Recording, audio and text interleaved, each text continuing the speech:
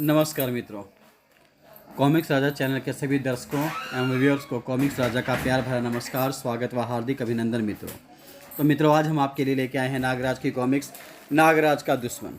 Comics शुरू करने से पहले मित्रों, हम राज कॉमिक्स का तहे दिल से शुक्रिया अदा करते हैं, वह उसके संपादक मनीष गुप्ता जी का भी, जिसके कारण यह कॉमिक्स प्रकाशन में आई और हम इसको अपने चैनल पर आप लोगों के लिए प्रकाशित कर पा रहे हैं। तो एक बार फिर से मित्रों, राज कॉमिक्स का धन्यवाद। चलिए शुरू करते हैं नागराज का दुश्मन। जैसा कि आप जानते हैं मित्रों, लास्ट कॉमिक्स थी नागराज और जादूगर शंकर शहंशाह। उसके बाद अब हम पढ़ेंगे नागराज का दुश्मन। मित्रों, लेखक हैं इसके तरुण कुमार वाही, संपादक मनीष चंद्र गुप्त जी, कला दिग्दर्शन प्रताप मलिक, चित्रकार चंदू सुलेख, विलास पालवड़कर। प्रोफेसर नागमणि का बना एक अद्भुत नागमानव नागराज, आतंकवादियों का घोर शत्रु नागराज, जिसका सफर आसाम के घनघोर जंगलों से आरंभ होकर शंकर शहंशाह के आश्रम में पहुंचकर समाप्त नहीं हो गया था। जब तक विश्व में एक भी आतंकवादी दल मौजूद है, नागराज का ये खूनी सफर जारी रहेगा। मित्रों, भारत की राजधानी दिल्ली की भीड़ भरी एक सड़क पर एकाएक उस वृद्धा ने चीख चीख कर सबका ध्यान अपनी ओर आकर्षित कर लिया। अरे मेरा पर्स, चोर चोर चोर, पकड़ो, वह मेरा पर्स ले भागा है। फिक्र मत कर माई, हम अभी तेरा पर्स वापस लेकर आते हैं। चल बहादुर। दोनों हवलदार उस उचक्के के पीछे लपके। बच्चू जाएगा कहाँ बचकर, पहुँच तभी रेलगाड़ी आती है। उफ, इस मालगाड़ी को भी अभी आना था। दोनों हवलदार रुक जाते हैं। ट्रेन गुजरते ही दोनों हवलदारों का माथा घूम गया। आए, कहाँ गया कमबख्त, गायब हो गया। वृद्धा के साथ कुछ और लोग भी वहाँ आ पहुँचे। लगता है वो पर्स लेकर भागने में सफल हो गया। आजकल के चोरू चक्के पुलिस से तेज दौड़ते हैं भाई। हाय मेरा पर्स, वृद्धा कहती है। अरे तुम दोनों इतने हट्टे कट्टे होकर एक छोटे मोटे चोरू चक्के को नहीं पकड़ पाए? वो मैं माँ जी, वो ट्रेन आ गई थी। अरे ट्रेन ट्रेन क्या करता है? नागराज का नाम सुना है? नागराज? अगर नागराज यहाँ होता तो किसी की क्या मजाल थी कि वो चक्का मेरा पर्स छीन कर ले जाता। उसने विश्व के बड़े बड़े आतंकवादियों के छक्के छुड़ा रखे हैं, समझा क्या? और एक ये हैं पुलिस के निकम्मे आदमी। हाय मेरा पर्स, वृद्धा चिल्लाती है। चलो भाई चलो, अब यहाँ क्या रखा है? काश मैं नागराज होता, एक सरदार सोचता है मित्रों। बेचारे दोनों हवलदार, बहादुर प्यारे, डूब गई अब उनकी लुटिया तो। हाय रे, काश मेरे शरीर में भी 2-4 हजार सांप वास करते होते तो मैं उस चक्के की सांप सांप सांप कहाँ है? सांप, फुस फुस, पी पी, भागो भागो भागो। इंग्लैंड के नॉटिंघम शहर से दूर नदी किनारे पिकनिक मनाते हुए बच्चों का एक समूह। या ये गई फुटबॉल। एक बच्चे ने किक मारा, फुटबॉल ऊपर उछलती है और वो एक नारियल के पेड़ की तरफ बढ़ती है। यह क्या, बॉल तो ऊपर ही अटक गई। खेल खत्म और बॉल ऊपर जाकर पेड़ में फंस जाती है। बॉब के बच्चे, इतनी जोरदार किक मारने की क्या जरूरत थी? एल्बर्ट, मुझे क्या मालूम था कि बॉल ऊपर ही अटक जाएगी। अब लड़ने से बॉल तो नीचे आने से रही, फिर क्या करें? बॉब, मैंने अभी अभी नागराज का नया कॉमिक नागराज और शंकर शहंशाह पढ़ा है। इस समय हमारी मदद केवल नागराज ही कर सकता है। नागराज? मेरा सुपर हीरो नागराज, लड़की कहती है। ओह नागराज, काश नागराज यहाँ होता, काश कि मैं ही नागराज होता। लड़के सोचते हैं। शू शू, मैं अभी फुटबॉल उतार लाता हूँ। यह लो अपनी फुटबॉल। ओह, सुपर हीरो नागराज का नाम सुनते ही नीचे आ गई। उधर एक तरफ नागराज का नाम बच्चे बच्चे की जबान पर था और इधर स्विट्जरलैंड में अंधेरे में डूबी एक इमारत। इमारत की 20वीं मंजिल, जिसकी चारों दीवारों पर लोहे की कीलें लगी हैं। उन कीलों में हर समय घातक करंट प्रवाहित रहता है। ची ची, चिड़िया भी उसके संपर्क में आते ही मर जाती है मित्रों, जिसमें स्पर्श मात्र का मतलब है मौत। छत के प्रत्येक कोने पर एक एक प्रशिक्षित कमांडो खड़ा रहता है, जिनकी गनें किसी भी संदिग्ध व्यक्ति को देखते ही भून देने को आतुर रहती हैं। इमारत की इसी 20वीं मंजिल पर स्थित था यह बैंक ऑफ स्विस, जिसके वॉल्ट में बड़े बड़े उद्योगपतियों के गुप्त खातों की बेशुमार दौलत कैद थी और था सैकड़ों लॉकर्स में कैद एक अनमोल खजाना। और आज इस बेशुमार दौलत पर निगाहें थी जूरिच प्राइड होटल की 30 मंजिला इमारत की छत पर खड़े उस साए की। और यह साया था नागराज का। हा हा हा, कुछ ही देर में इस बैंक की सारी दौलत मेरी होगी। न न न न, चौंकिए मत, यह 100% नागराज ही है। दीवारों पर लगी करंट युक्त लोहे की कीलें मेरा क्या बिगाड़ लेंगी, सोचता है वह नागराज। सरपरस्ती छूट पड़ती है। इस सरपरस्ती की मदद से मुझे बैंक की छत पर उतरना है, जहां करंट का कोई खतरा नहीं है। नागराज नागरस्सी पर लटकता हुआ मंजिल की ओर बढ़ा और चीते से भी चौकन्ने एक कमांडो की निगाह में आखिर वह आ ही गया। अरे क्या हुआ नंबर 10? खतरा कमांडोज कोई रस्सी की मदद से बैंक की ओर आने की चेष्टा कर रहा है। सभी कमांडो अलर्ट हो जाते हैं। कमांडो नंबर 10 की ओर बढ़ता कमांडो नंबर 9 अचानक बुरी तरह से चौंक पड़ा। अरे यह क्या बंधा है? रस्सी? सांप? सरपरस्ती? नागराज, सोचता है वह कमांडो। इसे हवा में ही शूट कर दो। रस्सी कैसे बांधी होगी? कमांडो नंबर 9 चीख पड़ा। नहीं, गोली मत चलाना, वह नागराज है। नागराज? हाँ, यह देखो नागरस्सी। जरूर बैंक पर कोई मुसीबत आई है जो नागराज हमारी मदद के लिए आ रहा है। वह दुश्मनों का दुश्मन नागराज है। आतंकवादियों, खूंखार अपराधियों का काल नागराज। कोई गोली ना चलाए। नागराज निर्विघ्न छत पर उतरा। सभी सर्प वापिस नागराज के शरीर में समा गए। नागराज तुम यहाँ? और तुम मुझे जानते हो? सब ठीक ठाक तो है ना नागराज? मेरे लिए तो ठीक ठाक है डियर कमांडोज, लेकिन तुम्हारे लिए ठीक ठाक नहीं। क्या मतलब? मतलब ये ठाक। तभी नागराज उस कमांडो पे एक वार कर देता है। तड़ाक तड़ाक तीनों कमांडो धराशायी हो जाते हैं। मित्रों, नंबर 10 की मन गन चीख पड़ती है। उससे पहले ही सरपरस्ती झपटी उसके ऊपर और सांप का फंदा कस गया उसके गले में। पलक झपकते ही चारों की लाशें फर्श पर पड़ी थी। आज बैंक लूटने से मुझे कोई नहीं रोक सकता। सीढ़ियों से उतरते ही नागराज का सामना गैलरी में गश्त लगाते कमांडोज से हुआ। अरे नागराज, नागराज यहाँ। नागराज कमांडोज कहते हैं। नागराज सोचता है, नागराज बेटे काफ़ी प्रसिद्ध हो तुम। किसी को कुछ पूछने तक का असर नहीं मिला। वह नागरस्सी पर झूलता हुआ उन सभी को बेरहमी से पीटता है। तीनों कमांडोज खड़े तो बिजली की सी तेजी के साथ हुए, लेकिन उनका सामना नागराज से था। अवसर चूकना अकुशल जंगबाज की निशानी है, नागराज सोचता है, और मैं अपने दुश्मन को कभी अवसर नहीं देता। रस्सी खींचते ही तीनों कमांडोज तीव्र झटके के कारण नागराज की बाहों के शिकंजे में जा फंसे। तीनों कमांडोज को समाप्त कर नागराज हवा में उछला। गेट में करंट दौड़ रहा है, लेकिन मैं इसको छूऊंगा नहीं। नागराज ने वास्तव में ही उसे छुआ नहीं था। अगले ही क्षण वह गेट के उस पार था। नागराज वाल्ट की ओर जाने वाली उस पतली गैलरी में दौड़ पड़ा। उसी क्षण दीवारों से ऑटोमेटिक गनें निकलकर नागराज पर बरस पड़ी। जिंग जिंग जिंग जिंग। अरे वो दीवार में छिपी गनें। गोलियों की बौछार भी नागराज को ना रोक सकी। जिंग जिंग। कोई दूसरा होता तो उसकी लाश फर्श पर पड़ी होती, लेकिन मुझ पर बरस कर ये गोलियां भी अपने असली होने पर शक करेंगी। नागराज वॉल्ट के दरवाजे तक जा पहुंचा। तब तक गने भी सारी गोलियां बरसाकर थक चुकी थी। अचानक नागराज के हाथ में कैप्सूल जैसी कोई चीज़ दिखने लगी। नागराज ने कैप्सूल वॉल्ट के दरवाजे पर खींच मारा। भड़ाम। कैप्सूल के रूप में वह एक शक्तिशाली बम था जिसने वॉल्ट के 1 फुट मोटे लोहे के दरवाजे के चिथड़े उड़ा दिए। अब नागराज मंजिल के सामने था। खजाना इस तहखाने में है और तहखाने के फर्श पर बर्छियों का जाल बिछा है, ताकि इस अंधेरे में कोई लुटेरा अगर वाल्ट लूटने की हिम्मत करके भीतर एक कदम भी बढ़ाए तो यह कक्ष उसके लिए मौत का सलीब बन जाए। नागराज की सरपरस्ती छत पर लगे पंखे पर कस गई और नागराज झूलता हुआ उन बर्छियों को पार कर बेशुमार दौलत के बीच जा पहुंचा। शहर के सर्वाधिक सुरक्षित बैंक की यह बेशुमार दौलत अब सब मेरी है, नागराज सोचता है। उसने अपनी बेल्ट की जगह बंधे फोल्डिंग बैग को खोल लिया और बेशुमार दौलत की ओर बढ़ा। जूते की ठोकर से उसने दौलत को आज़ाद किया। उसी के साथ नागराज एक क्षण के लिए चौंक पड़ा। ओ अलार्म बज उठा। नागराज तेजी के साथ नोटों की गड़ियाँ बैग में भरने लगा। बैग लबालब भरने के बाद नागराज पुनः छत की ओर लपका, लेकिन तभी फायर। ओ जिंग जिंग जिंग। लेकिन नागराज सुरक्षित छत पर पहुंच गया और नागरस्सी की मदद से नागराज सर वो नागराज है। नागराज और बैंक डकैती असंभव। दूसरी छत पर चला गया, लेकिन कमांडो अफसर को अपनी आंखों पर विश्वास करना ही पड़ा। यह 100% नागराज था। मुझे तुरंत यह सूचना दूसरे केंद्रों को प्रसारित करनी होगी। और इस सूचना ने सनसनी फैला दी। नागराज को देखते ही गिरफ्तार कर लो। नागराज द्वारा स्विस बैंक डकैती।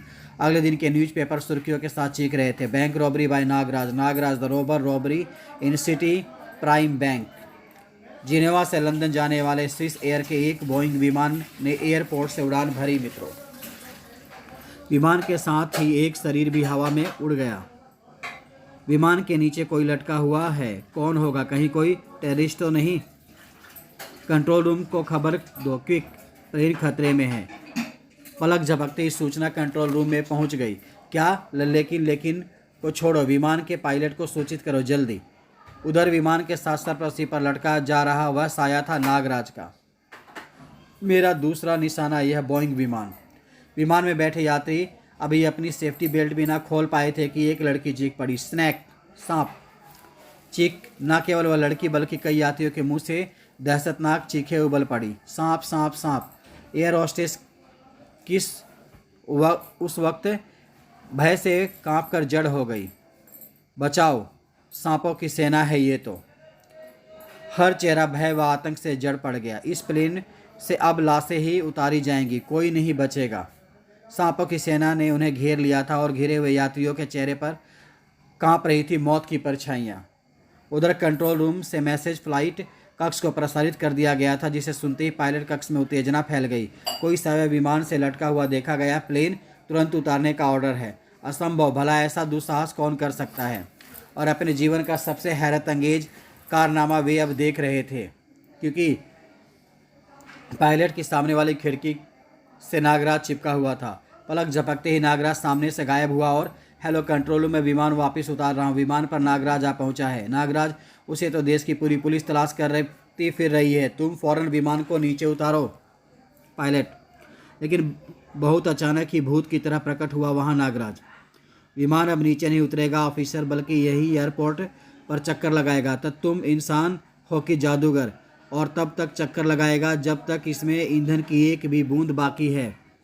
मुझे 20 करोड़ रुपया चाहिए ऑफिसर। मैंने एक टाइम बम विमान में उतरते समय के लिए फिक्स कर दिया है। जितने समय का ईंधन विमान में मौजूद है, अगर रुपया मिलने में अधिक समय लगा तो बम ब्लास्ट हो जाएगा, समझे? रुपया एक हेलीकॉप्टर में भेजा जाए, मैं वह रुपया हेलीकॉप्टर से स्वयं ले लूँगा। सोचने का समय नहीं है ऑफिसर्स, 250 जिंदगियाँ मेरे कब्जे में है, ओवर एंड आउट। हाँ तो मिस्टर पायलट, अगर आप मेरे नाम से परिचित हैं तो जैसा मैंने अभी कहा है करते रहो। नागराज, जिसके शरीर में सैकड़ों सर्पों का वास है, जिसकी सांसों में मौत को भी कंपा देने वाला जहर है। हाँ बिल्कुल बिल्कुल नागराज, मैं जरा यात्री कक्ष का चक्कर लगा कर आता हूँ। नागराज आता है यात्रियों वाले केबिन में। आई बचाओ सांप। साउंड प्रूफ केबिन का दरवाज़ा खुलते ही केबिन शोर से भर उठा। हेलो फ्रेंड्स, मुझे नागराज कहते हैं। नागराज आतंकवाद का दुश्मन। नागराज, अब इस मुसीबत से छुटकारा मिल जाएगा। नागराज, प्लीज़ हमें इस मुसीबत से छुटकारा दिलाओ। हाँ नागराज, जाने ये सांप कहाँ से विमान में आ गए। ओह, लगता है तुम दोनों को सांपों से बहुत डर लगता है। ठीक है, यह लो। हे भगवान, ये तो हत्यारा नागराज है। और किसी को चाहिए छुटकारा? सब मानो बुत में बदल गए। नागराज एक नवविवाहित युवती के निकट पहुंचा और तुम्हारा यहाँ हीरो का जड़ाऊ हार बहुत अच्छा है, यह मुझे दे दो। नहीं।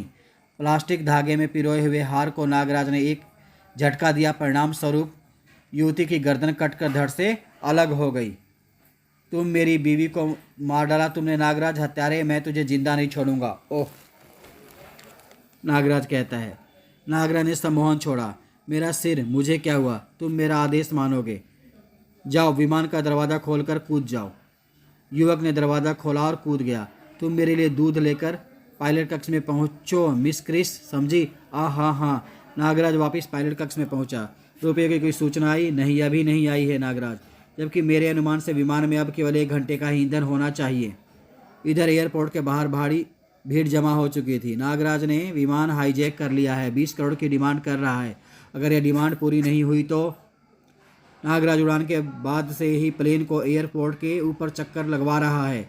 नागराज ऐसा भी कर सकता है। हाँ, विमान में ईंधन चूकने तक नागराज को सोचने का समय दिया है उसने हमें। उच्च अधिकारियों की आपातकालीन मीटिंग चल रही थी। नहीं, अगर हमने इस नाजायज मांग को स्वीकार कर लिया तो यह हमारी हार होगी। नहीं किया तो 250 नागरिकों की मौत। उफ, कमबख्त ने विमान को कहीं उतारा भी तो नहीं, अन्यथा हम कोई उपाय करते। उसने रुपया भी हेलीकॉप्टर से मंगवाया है, बहुत चालाक है। तभी कंट्रोल रूम से सूचना प्रसारित हुई। विमान में अब केवल आधे घंटे का ईंधन बचा है। सोचने का समय नहीं है सर, हमें तुरंत कुछ करना होगा। डोंट वरी, उसे 20 करोड़ रुपया चाहिए। अगर उसने विमान उड़ा दिया तो वह उसे नहीं मिलेगा। उसे बातों में उलझाए रखना होगा ताकि तब तक हम इस समस्या से निपटने का कोई उपाय तलाश कर लें। और फिर ज्यों समय गुजरता गया सबकी सांसें रुकने लगी। विमान में सवार चालक दल सहित सभी 250 व्यक्तियों के चेहरे मौत के भय से पीले पड़ने लगे। केवल 15 मिनट और, कोई नहीं बचेगा। उधर नागराज पायलट कक्ष में दूध पी रहा था। केवल 5 मिनट रह गए हैं नागराज। वाह, क्रिस साहस जुटाकर कह ही गई। नागराज, हमारे साथ तुम भी तो मरोगे, फिर 20 करोड़ रुपया कहाँ से लोगे? तुमसे किसने कहा मैं मरूंगा? और अब मेरा दिया गया समय समाप्त होने में केवल 2 मिनट रह गए हैं। इन 2 मिनटों में तुम विमान हवाई पट्टी पर उतार सको तो उतार लो, मैं चला। नागराज नीचे कूद गया और पैराशूट की मदद से नीचे जाने लगा। वह नागराज है, वह विमान से कूद गया है। अलर्ट, नीचे उतरते ही उसे गोलियों से भून डालो। लेकिन अब विमान का क्या होगा? पायलट उसे नीचे उतारने की कोशिश कर रहा है जबकि विमान के भीतर नागराज कूद गया। पैराशूट लाओ, कूदो। बम फटने में कुछ ही क्षण शेष हैं। भागो, कूदो, भागो। एक यात्री बिना पैराशूट के ही कूद गया। क्रिस और दूसरी परिचारिकाएं पैराशूट ले आई। जल्दी कीजिए, ये पैराशूट पीठ पर कसकर जल्दी से कूद जाइए। हेल्प मी गॉड, हे भगवान मदद कर। मौत के भय से कांपते यात्री कुछ पैराशूट कसने में सफल हो गए, कुछ नहीं, किंतु कूद सभी पड़े थे। कूद जाओ, गॉड हेल्प, हेल्प गॉड। इसी क्षण एक गगन भेदी धमाके के साथ विमान आग की गोलों में परिवर्तित हो गया। भड़ाम, वह भयानक दृश्य सैकड़ों लोगों ने अपनी आंखों से देखा। हे भगवान, विमान में सवार सभी यात्री मारे गए। नागराज, कमीने, हत्यारे, वे करोड़ों आंखें भीग गई जो अपने अपने टीवी सेटों पर अपलक निगाहें गड़ाए वह खौफनाक दृश्य देख रही थी। नागराज, यह तूने क्या किया? नहीं, मेरा बेटा इतनी भयानक मौत नहीं मर सकता। नागराज, काश तुम्हारी मौत मेरे हाथ हो। उधर नागराज के पांव हवाई पट्टे से दूर जमीन पर टकराए ही थे। ओह, यह इंतजाम तो होना ही था। धाएं धाएं धाएं, कमांडो जिस पे गोली की बौछार कर देते। उसी क्षण 2 कैप्सूल बम नागराज ने 2 दिशाओं में फेंक मारे। भड़ाम भड़ाम, प्रत्येक और गहरा काला धुआं छा गया। धुआं छटा, उधर नागराज गायब। नागराज कहाँ गया? ओह, अगले दिन समाचार पत्र बेचने वालों की चांदी का था। आज की ताज़ा खबर, नागराज पागल और खूनी हो गया। स्विट्जरलैंड में हंगामा, एक देना, एक मुझे देना, एक मुझे भी देना। भारत, स्थान गोवा, बच्चों का एक क्लब, इंटरनेशनल चाइल्ड केयर। देश के कोने कोने से आज इस क्लब के बाल सदस्यों को आमंत्रित किया गया था। जल्दी करो, समय हो गया है। और फिर सभी काम रोक दिए गए। सभी सदस्यों से अनुरोध है कि वो नागराज के पुतले से 10-10 फीट दूर आकर खड़े हो जाए। बाल सदस्यों की भीड़ नागराज के पुतले के इर्द गिर्द आज जमा हुई। हमारा नागराज, हमारा सुपर हीरो नागराज, जो आतंकवाद का सिर कुचलते कुचलते स्वयं आतंकवादी बन गया। आज हम विश्व शांति के नाम पर नागराज को बुराई का प्रतीक मानते हुए उसका पुतला जलाएंगे। यह सुनते ही बच्चे शोर मचाने लगे। नागराज को मार दो, नागराज को जला दो, नागराज को फांसी दो। नेता बालक ने आगे बढ़कर नागराज के बुत को अग्नि दिखा दी। नागराज मुर्दाबाद हैं, बुराई को जड़ से समाप्त कर दो। उसी पल धप, नागराज आ गया। भागो, नागराज आ गया। हा हा हा, नागराज की 2 धारी तलवार घूम गई। भागो भागो। हा हा, मेरा पुतला जलाने का शौक था ना। नागराज बेरहमी से बच्चों को मारता है। जब तुम सब भी जलोगे। नागराज की सब रस्सियां निकलती हैं और बच्चों से लिपट जाती हैं। सांप सांप, बचाओ। बच्चों में अफरा तफरी मच जाती है। अरे मगर यह क्या? अज्ञात दिशा से नागराज की ओर झपटने वाली ये सब रस्सियां किसकी हैं? पलक झपकते ही नागराज की तलवार उसके हाथों से निकल चुकी थी। ओह, जिस घड़ी का मुझे इंतजार था वह आ ही गई। ओह, मुझे तेरा ही इंतजार था और मुझे तेरी तलाश थी हत्यारे। मैंने तुझे ख़त्म करने की कसम खाई है। नागराज, मरने के लिए तैयार हो जा। यह एकाएक ही क्या हो गया? दूसरा नागराज कहाँ से पैदा हो गया? मित्रों, असली कौन है? नागराज का दुश्मन कौन है? इन सब धधकते प्रश्नों का उत्तर जानने के लिए नागराज का अगला ज्वालामुखी कॉमिक्स पढ़ना ना भूले मित्रों, जो कि है इच्छाधारी नागराज। तो मित्रों, यह कॉमिक्स यहीं पे ख़त्म होती है और अब आप कॉमिक्स राजा को आज्ञा दीजिए। अगली कॉमिक्स में फिर आप लोगों से मिलेंगे इच्छाधारी नागराज के अंदर। तब तक के लिए मित्रों, धन्यवाद। आप सभी का दिन शुभ हो। Thank you very much.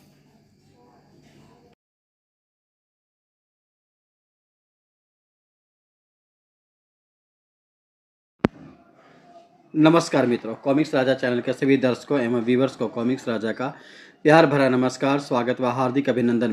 मित्रों आज हम आपके लिए अपने चैनल पे कॉमिक्स जो लेके आए हैं वह है मित्रों राज कॉमिक्स की पेशकश इच्छाधारी नागराज। मित्रों यह एक नागराज की कॉमिक्स है।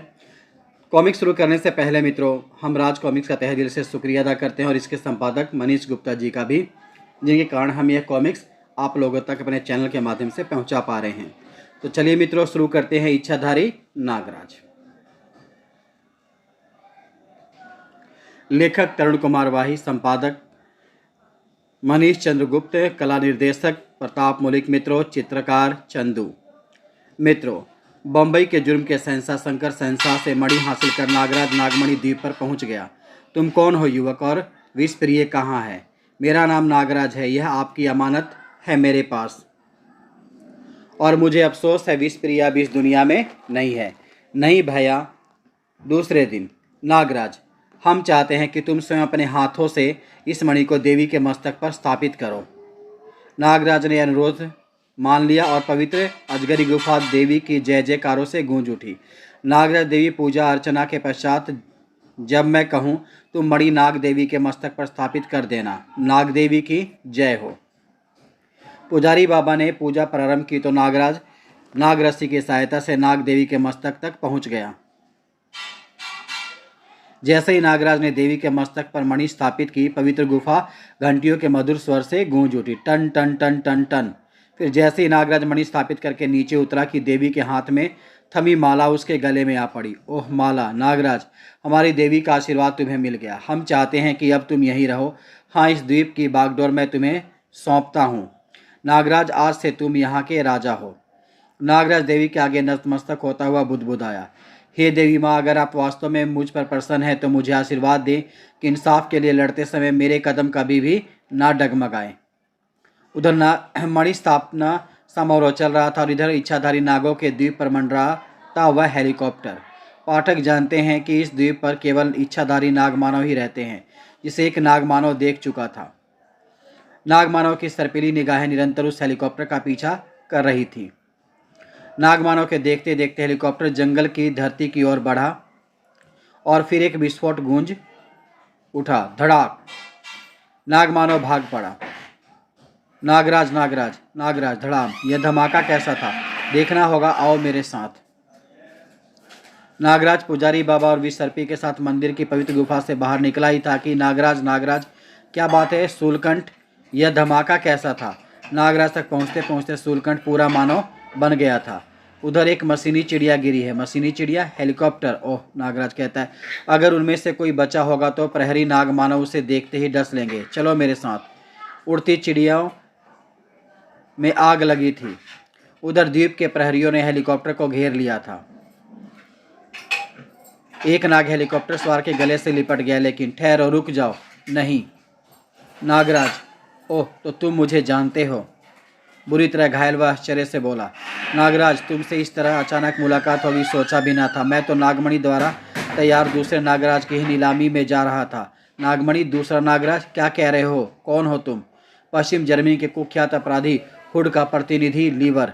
हमें प्रोफेसर नागमणि ने गोवा में आमंत्रित किया है। वह एक बार फिर एक हथियार के रूप में दूसरे नागराज की नीलामी करना चाहता है। हम दूसरे नागराज का सार्वजनिक प्रदर्शन भी देख चुके हैं। नागमणि के बारे में जानने के लिए पढ़े मित्रों नागराज की प्रथम कॉमिक्स नागराज। इस बार उसने अपने हथियार का नाम नागदंत रखा है। नागराज और नीलामी में भाग लेने वाले कुख्यात अपराधियों के सामने उसका विश्वव्यापी सार्वजनिक प्रदर्शन करके वह नागराज यानी तुम्हें भी कुख्यात कर चुका है। आज नागराज का नाम आतंक का पर्याय बन गया है। नागराज द्वारा स्विस बैंक डकैती, नागराज द्वारा प्लेन हाईजैक, हत्यारे नागराज को देखते ही गिरफ्तार कर लो। वे सभी लोग नागराज के दुश्मन बन चुके हैं जो कल तक उसे देवता की तरह पूजते थे। नागराज हत्यारा है, नागराज को मार डालो। नागराज हत्यारा है। वह नागराज जो बच्चों में सर्वाधिक लोकप्रिय हो चुका था, उसका पुतला जलाने के लिए बच्चों के क्लब ने भी एक सभा बुलाई है। बुराई के प्रतीक नागराज के पुतले को रावण के पुतले की तरह कल बड़ी सभा में जलाया जाएगा। नागराज मुर्दाबाद। पूरी कहानी विस्तार से जानने के लिए मित्रों पढ़ें नागराज का दुश्मन, जो कि हमारे चैनल पे इस कॉमिक से पहले प्रकाशित हो चुकी है। मित्रों नागराज दांत भींचे सुन रहा था। हम भी नागमणि के निमंत्रण पर नीलामी में भाग लेने गोवा जा रहे थे कि यह दुर्घटना घट गई। उफ, लगता है मैं बचूंगा नहीं। मुझे उस जगह का पता दो, लीवर जहां नागमणि। ओह, लेकिन नागराज की बात सुनने के लिए लीवर जीवित नहीं बचा था। और इसका मतलब प्रोफेसर नागमणि एक और नागराज का निर्माण कर चुका है, जिसका इस्तेमाल वह एक बार फिर एक हथियार के रूप में करना चाहता है। नागराज ऐसा सोचता है। नागराज को उस व्यक्ति की तलाशी के दौरान कुछ नहीं मिला। और तब पुजारी बाबा, आप सब कुछ सुन चुके हैं। इस समय मेरा भारत जाना बहुत आवश्यक है। लेकिन नागराज, तुम हमारे राजा घोषित किए जा चुके हो। तुम्हारे बाद द्वीप की बागडोर कौन संभालेगा?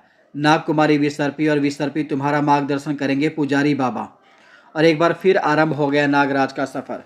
मुझे इस नए नागराज को हथियार बनने से रोकना होगा। और फिर गोवा में इंटरनेशनल चाइल्ड क्लब के ऊपर से गुजरते हुए, अरे यह क्या, मेरा पुतला! ठीक उसी क्षण नागराज बेतहासा चौंक पड़ा। ओह, यह तो हूबहू मुझसे मिलता जुलता है। निस्संदेह यही है नागमणि द्वारा बनाया गया नागराज नंबर 2, यानी नागदंत। लेकिन ये यहाँ क्या करने आया है? उसी क्षण नीचे नागदंत ने तबाही मचानी आरंभ कर दी। उफ, मेरे रूप में नागदंत बच्चों में आतंक फैला रहा है। उसे रोकना होगा, अन्यथा वह तबाही मचा देगा। भागो भागो! बच्चों में भगदड़ मची हुई थी। और अब नागराज नागदंत के सामने था। ओह नागराज, तो तुम आ ही गए। मुझे तुम्हारा ही इंतजार था। अब मरने के लिए तैयार हो जाओ। मैंने तुम्हें खत्म करने की कसम खाई है। हत्यारे, तूने नागराज के वेश में जो कुछ अभी किया है, उसकी सजा तुझे नागराज स्वयं देगा। नागराज ने अपनी सर्प शक्तियां नागदंत पर छोड़ी। शू शू। नागदंत ने भी सर्प शक्तियों का इस्तेमाल किया। यह शक्ति केवल तू ही नहीं रखता, मैं भी इस्तेमाल करता हूँ नागराज। दोनों की सब शक्ति आपस में गुथ गई। सब शक्तियों से इसे नहीं जीता जा सकता। इस पर जहरीली फुकार का इस्तेमाल करके देखता हूँ। नागराज ने जहरीली फुकार छोड़ी। फू! ओह, जहरीली फुकार! नागदंत ने भी जहरीली फुकार बीच में ही काट डाली। दोनों फुकारों के टकराते ही आग की भीषण चिंगारियां से उठी और रह गया केवल धुआं। इससे शारीरिक शक्ति में ही निपट सकूं शायद। नागराज उस पर हमला कर देता है। दूसरे क्षण नागराज की एक जबरदस्त किक नागदंत की खोपड़ी पर पड़ी। ठाक! नागराज हवा में जंप लगाकर उसके कंधों पर आ खड़ा हुआ। लेकिन तुरंत ही नागदंत ने ठोकर जड़ दी। धाड़! नागदंत ने पलक झपकने से पूर्व ही दूसरी तलवार निकाल ली। ओ, इससे बचना मुश्किल है। मेरी समस्त शक्तियां इसके सामने छिड़ पड़ रही हैं। नागराज सोचता है, अब मैं तुझे नहीं छोड़ूंगा नागराज। इसकी गर्दन धड़ से जुदा करनी होगी, नागदंत सोचता है। और अब नागराज के पास इसके अलावा कोई चारा ना था कि नागदंत, आज तूने मुझे शस्त्र उठाने पर मजबूर कर दिया। दोनों की तलवारें बिजली की सी गर्जना के साथ टकरा गई। खनाक! नागदंत ने फुर्ती के साथ पैतरा बदलकर वार किया। टनाक! नागराज ने वार अपनी तलवार पर रोक लिया। मित्रों, नागदंत विद्युत की सी तेजी के साथ नागराज पर पुनः झपटा। नागराज के पास उसके हर वार का जवाब था। नागदंत की तलवार का वार नागराज के सिर के ऊपर से निकल गया। साई! उसके बाद दोनों भीषण जंग छिड़ गई दोनों के बीच में। उफ! आह! ओह! आह! टन! तभी कटाक! नागदंत के भरपूर वार से नागराज की तलवार दो टुकड़ों में बढ़ जाती है। मित्रों, यह देख नागदंत भयानक ढंग से ठाका लगाकर कह उठा, हा हा हा! नागराज, अब तू मेरे हाथों से नहीं बचेगा। नागदंत ने उछलकर एक ठोकर नागराज के सिर पर जड़ दी। धाड़! आह! नागराज को पहली बार दिन में तारे दिखाई दिए। नागदंत मौत बनकर उसके सिर पर मंडरा रहा था। नागराज, कर ले अपने गुरु और भगवान को याद। आह! यह अंधेरा कैसा! फिर उससे पूर्व की नागदंत की तलवार नीचे आती एक आवाज उसके मस्तिष्क में गूंज उठी। ठहरो नागदंत! नागदंत, पुलिस आ रही है और मैं नहीं चाहता कि तुम्हारी हकीकत सब पर जाहिर हो। इसे जितनी जल्दी हो सके भाग निकलो। ओह!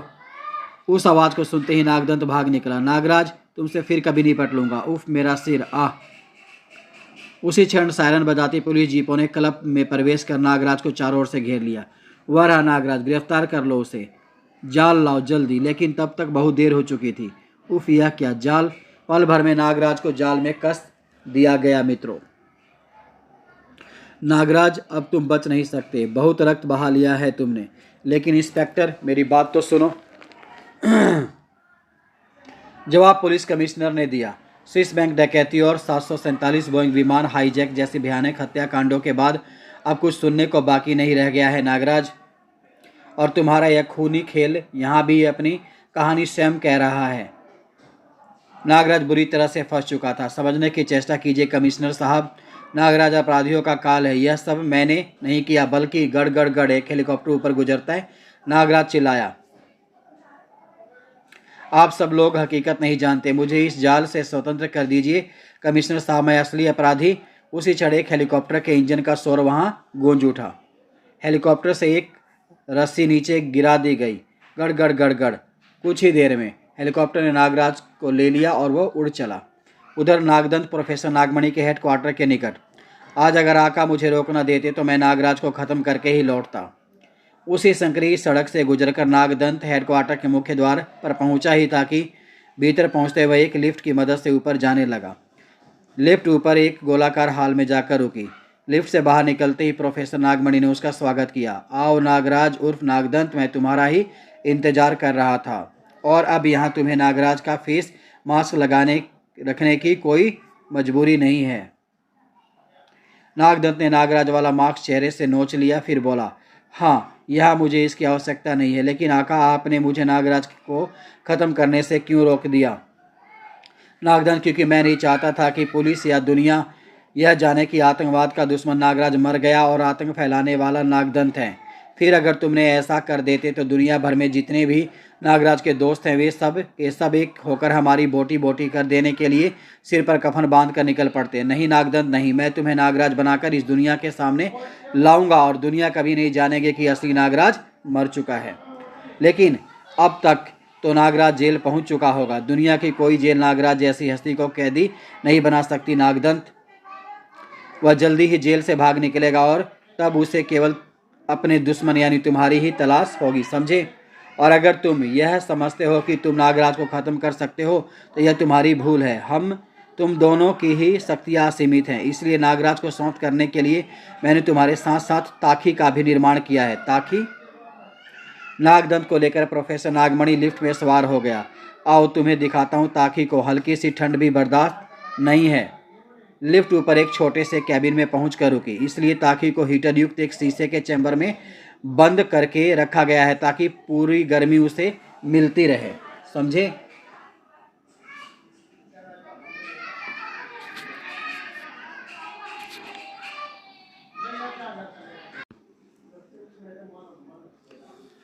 इस समय हम उसी चैम्बर के बाहरी हिस्से की गैलरी में हैं। यह दीवार बीच से हटते ही तुम ताकी को देखोगे।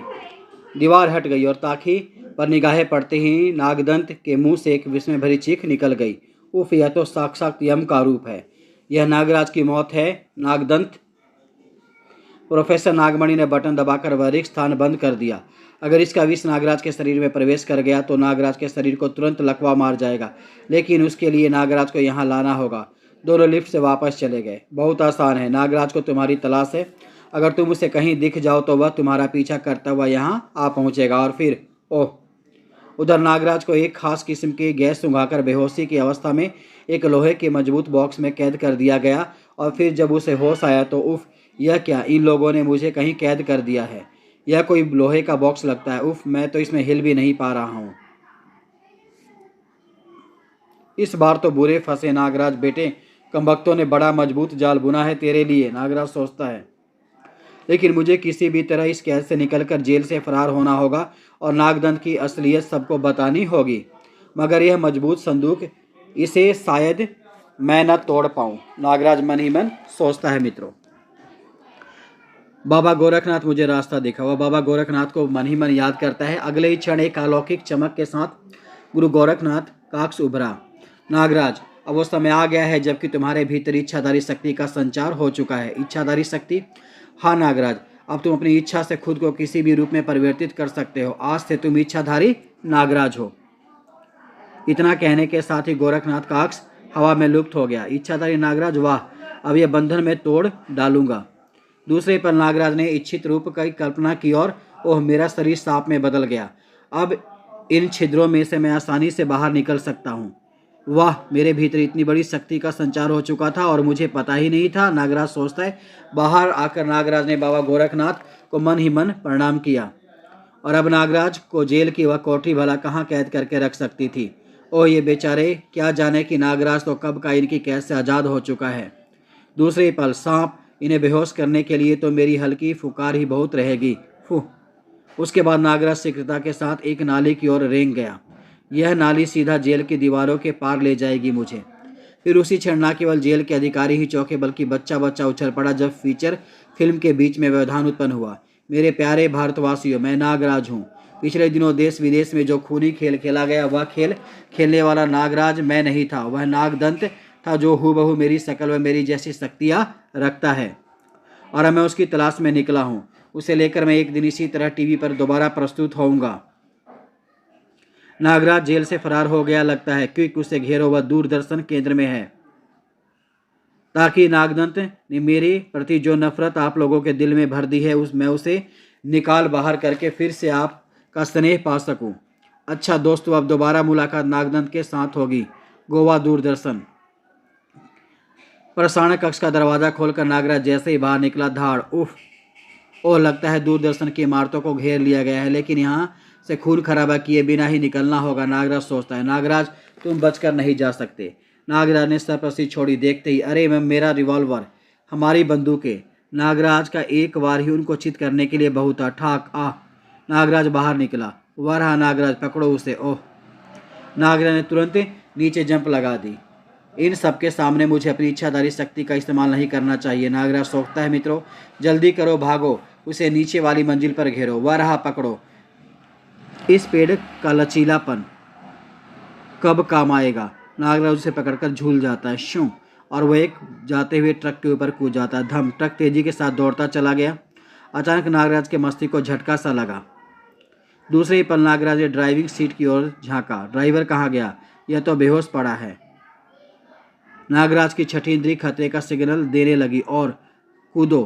ट्रक खाई में जा गिरा। इधर ट्रक से कूदने के बाद नागराज अभी संभला ही था कि मुझसे तो मिलते जाओ नागराज। ओह तुम नागदंत, तो यह है तुम्हारी असली चेहरा। मैं जानता था नागदंत कि मुझे दूरदर्शन पर देखने के बाद तुम मुझ तक अवश्य पहुंचोगे, और अब तुम यहाँ से बचकर नहीं जा सकोगे। लेकिन पलक झपकते से पूर्व ही नागदंत ने नागराज को अपनी सर्व शक्तियों से बांध दिया। उफ, यह क्या! नागराज तुम्हारी तरह नागदंत भी दुश्मन को अवसर नहीं देता। नागदंत ने वह विशाल चट्टान नागराज पर उछाल फेंकी। हा हा, अब बचो नागराज। पल के हजारों भाग में नागराज ने अपने शरीर को फुलाया, और फिर तुरंत ही एकदम सांस छोड़ने के साथ वह सांपों की पकड़ से छूट गया। नागदंत, तुझे अब नहीं छोड़ूंगा। चट्टान ने नागदंत की सर्व शक्तियों को कुचल दिया। धड़ाम, भच। लेकिन इससे पूर्व की नागदंत की बची हुई सर्व शक्तियाँ वापिस उसके जिस्म में समा जाती।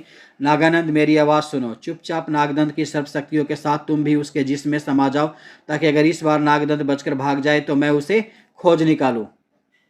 नागानंद नागराज के जिस्म में वास करने वाले सर्पों का सेना नायक है। मित्रों, नागराज की आवाज़ सुनते ही वह सरसरा कर नागराज के शरीर से बाहर निकला और नागदंत की वापस लौटती सर्प शक्तियों के साथ नागदंत के जिस्म में समा गया। इधर नागदंत का मस्तिष्क तेजी के साथ चल रहा था। यही मौका है, मुझे भाग निकलना चाहिए। नागराज पाताल तक भी मेरा पीछा करेगा, और यही मैं और नागमणि चाहते हैं। ओह, भाग रहा है, लेकिन आज मैं इसका पीछा पाताल तक नहीं छोड़ूंगा, नागराज सोचता है। मित्रों, नागदंत झाड़ियों में खो गया। तुम कहीं भी क्यों ना जा छिपो नागदंत।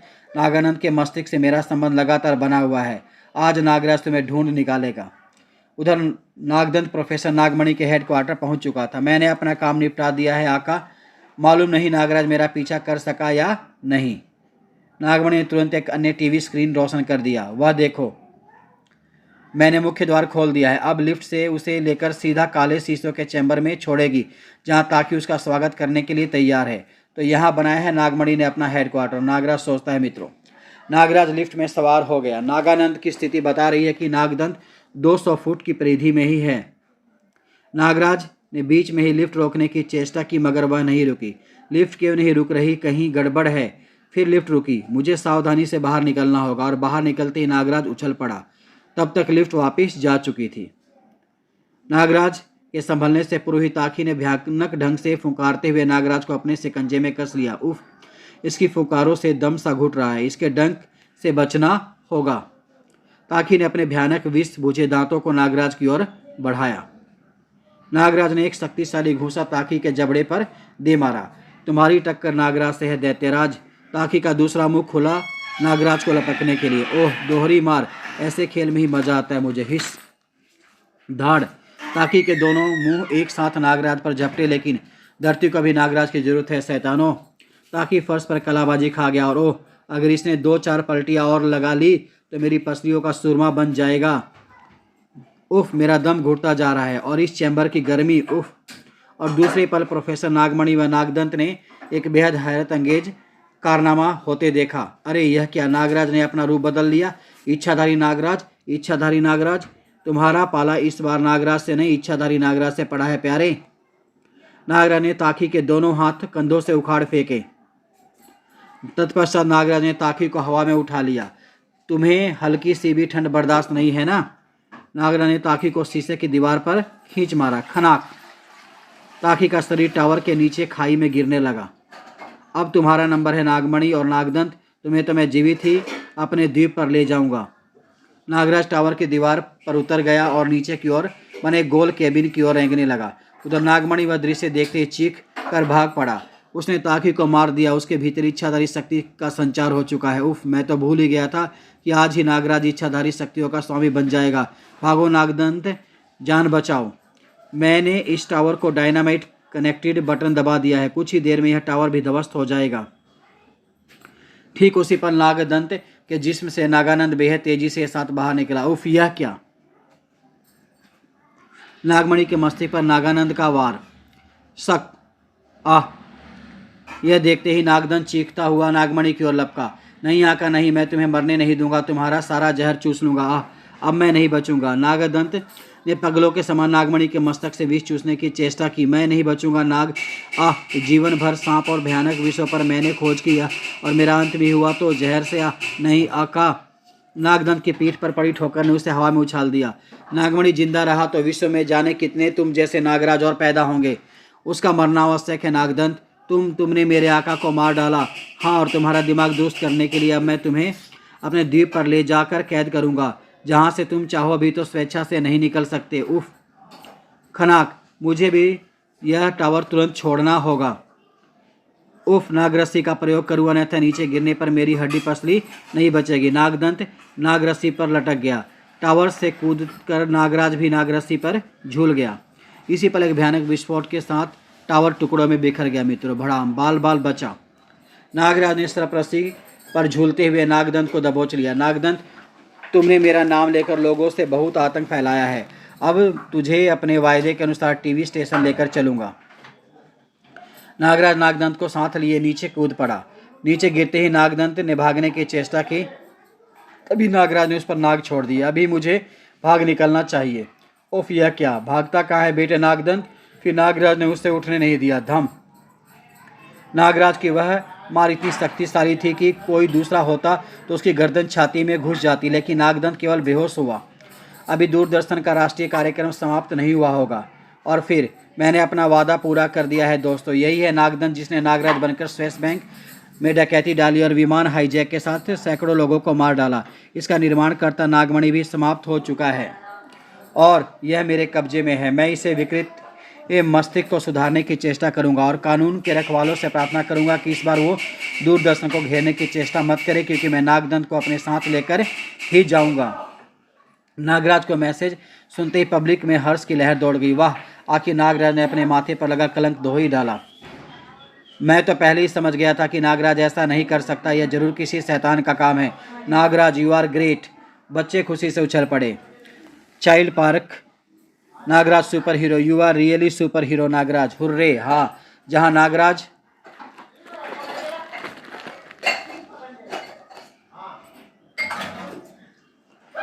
नागराज का पुतला जलाया था वही नागराज का एक दिन अभिनंदन भी करेंगे। और इधर नागराज अपने हेलीकॉप्टर पर उड़ा जा रहा था। नागमणि की मृत्यु की खबर पाकर कल होने वाली नागदंत की नीलामी में भी अब कोई नहीं आने वाला, इसलिए अब यहाँ रुकने से कोई लाभ नहीं है। इसी के साथ मित्रों, यह कॉमिक्स यहीं पे समाप्त होती है। तब तक के लिए आप अपने कॉमिक्स राजा को आज्ञा दीजिए मित्रों। अगली कॉमिक्स में फिर आपके साथ मिलेंगे। आपका दिन शुभ हो। Thank you.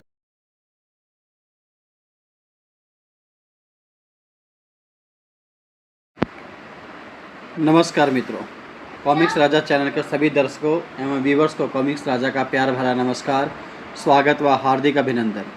मित्रों, आज हम आपके लिए अपने चैनल पर जो कॉमिक्स लेके आए हैं वह है मित्रों नागराज की नागराज और कालदूत।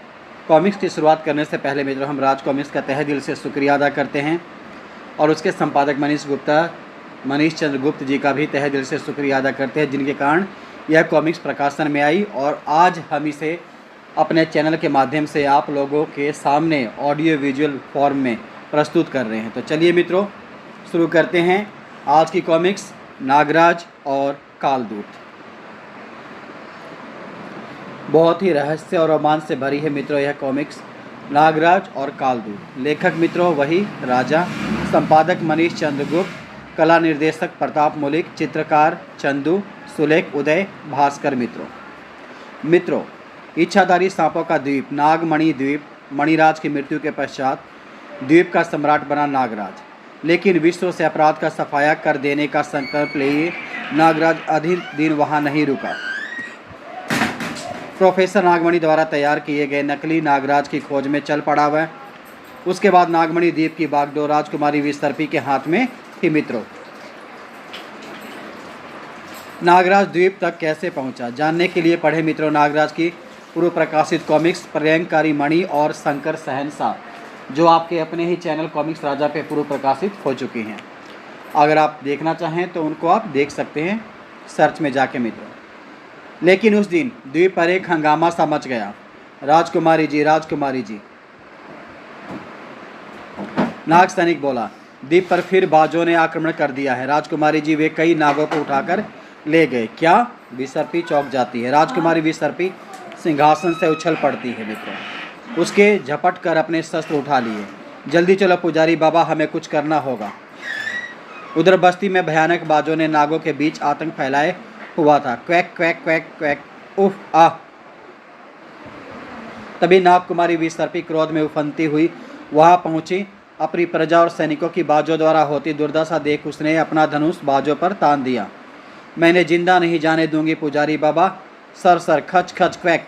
उस भयानक हमले से घबराकर बाजों का झुंड आकाश की ऊंचाइयों में खो गया और अगले ही क्षण उसने बाजों पर बाणों की वर्षा कर दी।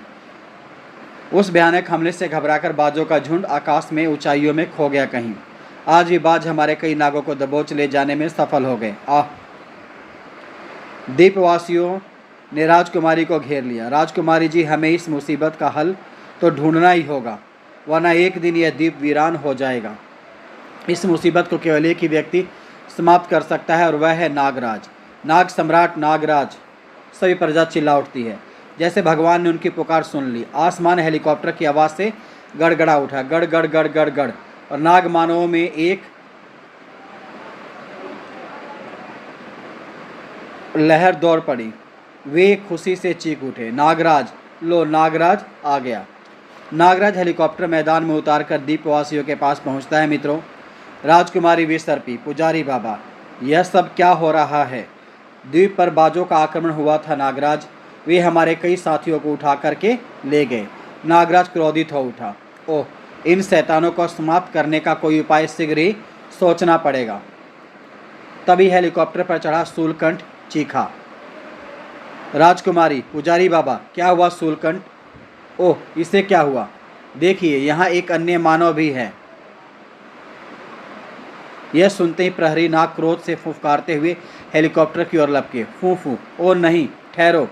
नागराज विद्युत गति से तेजी से हवा में लहराया। मित्रों ठहरो, रुक जाओ, और उसने प्रहरी सांपों को पकड़ लिया। क्रोधित नाग प्रहरियों को वहीं रोककर नागराज हेलीकॉप्टर में घुस गया। अगले ही क्षण नागराज के साथ नागदंत को हेलीकॉप्टर से बाहर आते देख सभी नाग चौंक उठे। नागराज कौन है यह मानव? नागदंत, जिसने नागराज बनकर पूरे विश्व के सामने मुझे आतंकवादी बना दिया था विसर्पी। ओह, लेकिन तुम इसे यहाँ क्यों ले आए नागराज?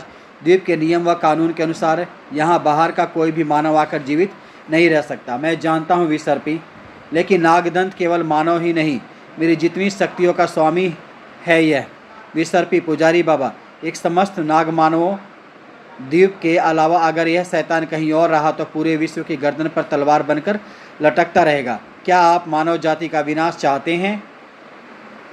कदापि नहीं नागराज, हम इसे द्वीप पर ही कैद में रखेंगे। चलो नागदंत। शीघ्र पुजारी बाबा उन्हें लेकर बस्ती से दूर बनी एक झोपड़ी के पास पहुँचे। नागराज, यह है द्वीप का कारागृह। भुजंग भट्ट, संभालो अपने नए कैदी को। अगले क्षण भुजंग भट्ट ने नागदंत को कारागृह में धकेल कर द्वार बंद कर दिया। चलो नागराज, यह भुजंग भट्ट की कैद से बचकर नहीं निकल सकता।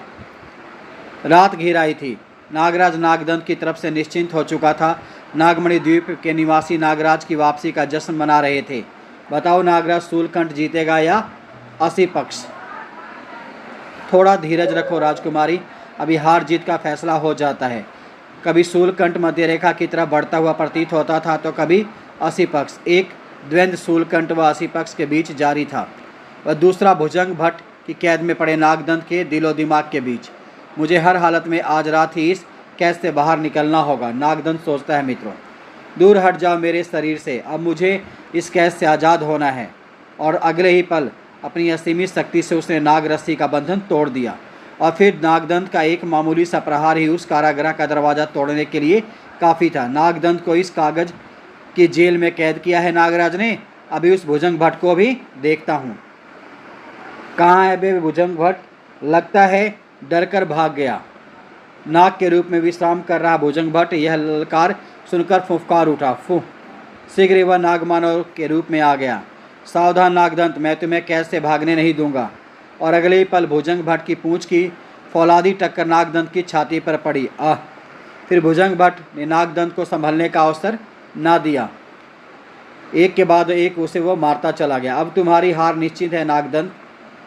भुजंग भट्ट के इस दांव में फंसे नागदंत को अपनी जान निकलती सी प्रतीत हुई। तभी नागदंत ने एक अमोघ शस्त्र का प्रयोग किया, जहरीली फुंकार, फुस, जो एक हाथी को भी मौत की नींद सुला देने में सक्षम है। उफ, यह क्या किया शैतान, मुझे कुछ दिखाई नहीं दे रहा। भुजंग भट्ट लड़खड़ा गया और उधर लड़खड़ा गया असी पक्ष। इधर शैतान नागदंत ने भाला उठा लिया था। अब तुम्हें तुम्हारी निश्चित हार यानी मौत से कोई नहीं बचा सकता भुजंग भट्ट। उधर शूलकंठ ने विजयी श्री प्राप्त की, असी पक्ष हार गया नागराज। हाँ, शूलकंठ जीत गया। इधर घायल हुआ भुजंग भट्ट को नागादंत भाले से गोदता चला गया। और फिर घायल भुजंग भट्ट को तड़पता छोड़वा भाग निकला। अंतिम सांस से गिनता हुआ भुजंग भट्ट नाग रूप में आकर रेंगता हुआ नगाड़े पर चढ़ गया। मुझे मरने से पहले नागदंत के भागने का समाचार नागराज तक पहुंचाना होगा। और फिर वह अपनी आखिरी सांस तक नगाड़े पर फन पटकता चला गया। ढम ढम ढम। उधर नागराज ने शूलकंठ की विजय पर तालियां बजाई। बहुत अच्छे शूलकंठ, तुम निश्चिंत ही सर्वशक्तिमान हो। तर तर तर। और तभी वातावरण नगाड़े की आवाज़ से गूंज उठा। चौंक उठा नागराज। पुजारी बाबा, यह नगाड़े की आवाज़ कैसी? लगता है भुजंग भट्ट किसी विपदा में है। शीघ्र वे कारागृह तक पहुंच गए। ओह महाबली, भुजंग भट्ट तो मृत पड़ा है। हाँ, नागदंत फरार हो गया। और अगली सुबह नागमणि द्वीप पर नागदंत की खोज प्रारंभ हो गई। स्वयं नागराज भी तेजी से नागदंत को खोजता बढ़ रहा था। मित्रों, नागराज को जल्दी खोजना आवश्यक है। अरे यह गुफा कैसी, इसमें से यह धुआं कैसा? मुझे इसमें प्रवेश करना चाहिए, किंतु यह भारी चट्टान। नागराज ने अपनी अति शक्ति का प्रयोग किया। जरूर उस नागदंत ने ही इस चट्टान से इस गुफा का मुंह बंद किया होगा। शीघ्र उसने चट्टान को हटा फेंका। वह जरूर ही अंदर छुपा होगा। आगे तो अंधेरा बढ़ता जा रहा है। ओ, उस मोड़ से रोशनी आ रही है। ओह, यह तो किसी भयंकर जीव के सांस लेने का स्वर लगता है। हर वह भयानक दृश्य देखते ही विस्मय से आंखें फैल गई नागराज की। ओह, यह कौन है?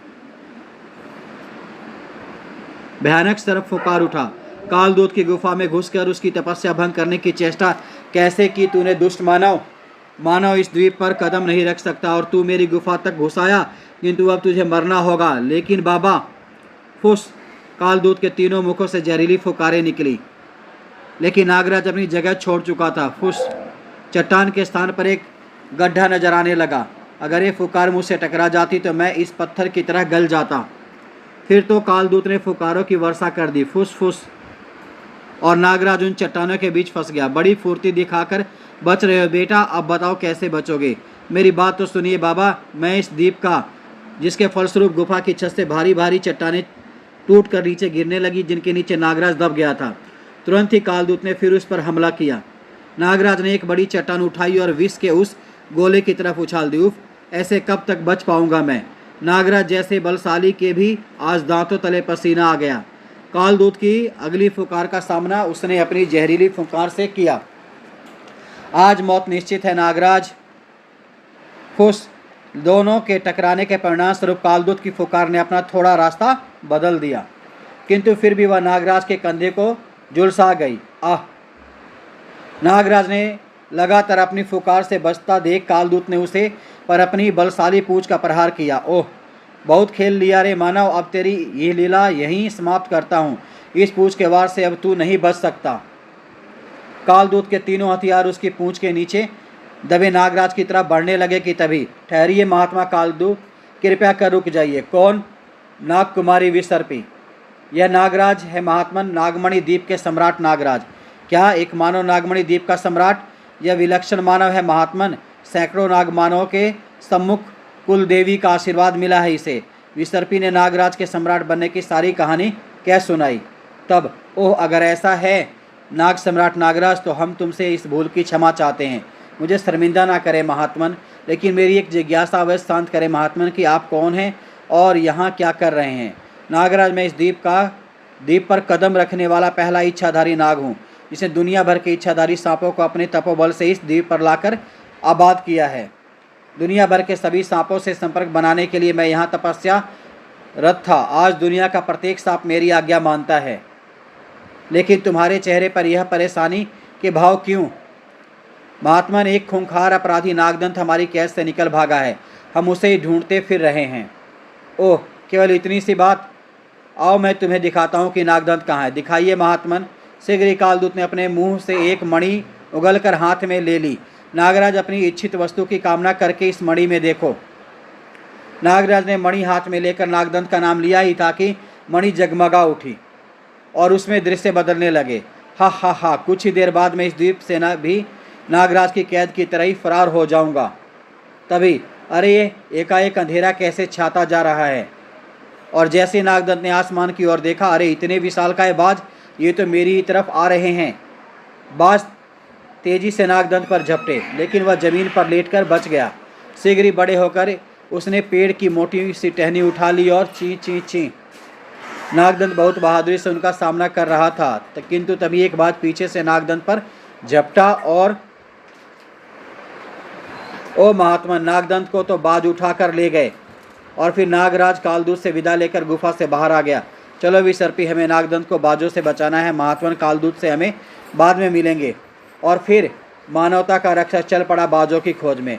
अब दोनों समस्याओं का हल एक ही जगह मिलेगा। और जल्दी ही दोनों खुले मैदान में आ गए। अब हमें बाजों के हमले की प्रतीक्षा करनी होगी। कुछ ही देर बाद, लो नागराज, जिनका तुम्हें इंतजार था वे आ गए, सांपों के दुश्मन। हाँ विसर्पी, तैयार हो जाओ, अब हमें इनके सहारे नागदंत तक पहुंचना है। शीघ्र ही दो बाज उनकी तरफ झपटे और एक विसर्पी को पंजों में जकड़कर उड़ा चला, जबकि दूसरे बाज को नागराज ने पकड़कर जमीन पर लिटा दिया था। और अगले ही पल प्रेम नागराज की सर्पीली आंखें बाज की आंखों को भेदने लगी। अब तुम मेरे वश में हो, तुम वही करोगे जो मेरी मानसिक तरंगे तुम्हें निर्देश देंगी। नागराज का सम्मोहन चला और बाज नागराज का गुलाम हो गया मित्रों। तभी नागराज बाज की आंखों में मानवीय आंखें देखकर चौंक पड़ा। अरे यह तो पहले ही किसी और के सम्मोहन में बंधा है, मुझे देखना होगा कौन है वह। नागराज ने पुनः एकाग्र होकर उसकी आंखों में झांका। अगले ही पल बाज की आंखों में एक आकृति उभरी और कुछ देर बाद नागराज बाज के पंजों में जकड़ा आकाश की ऊंचाइयों में उड़ा जा रहा था। मुझे अपने आका के पास ले चलो। जल्दी ही नागराज को वह बाज नजर आने लगा जो विसर्पी को ले उड़ा था। अरे वह तो उस द्वीप की तरफ उड़ रहा है। उधर वह बाज विसर्पी को लेकर टापू की धरती की तरफ बढ़ने लगा।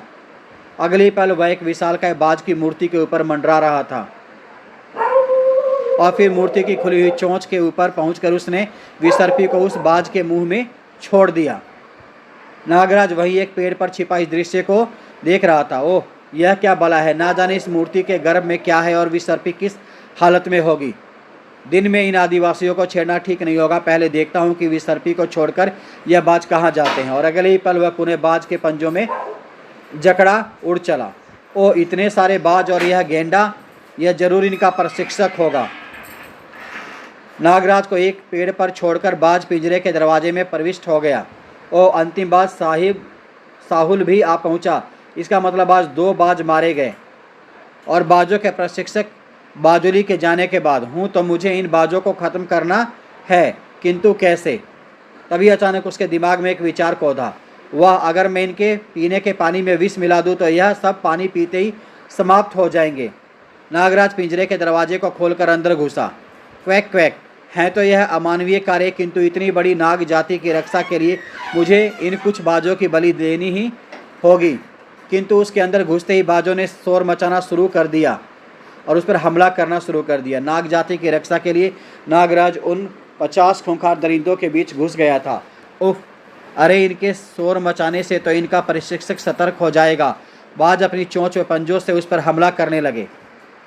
उफ, मुझे अपनी आंखें इनके प्रहार से बचानी होंगी।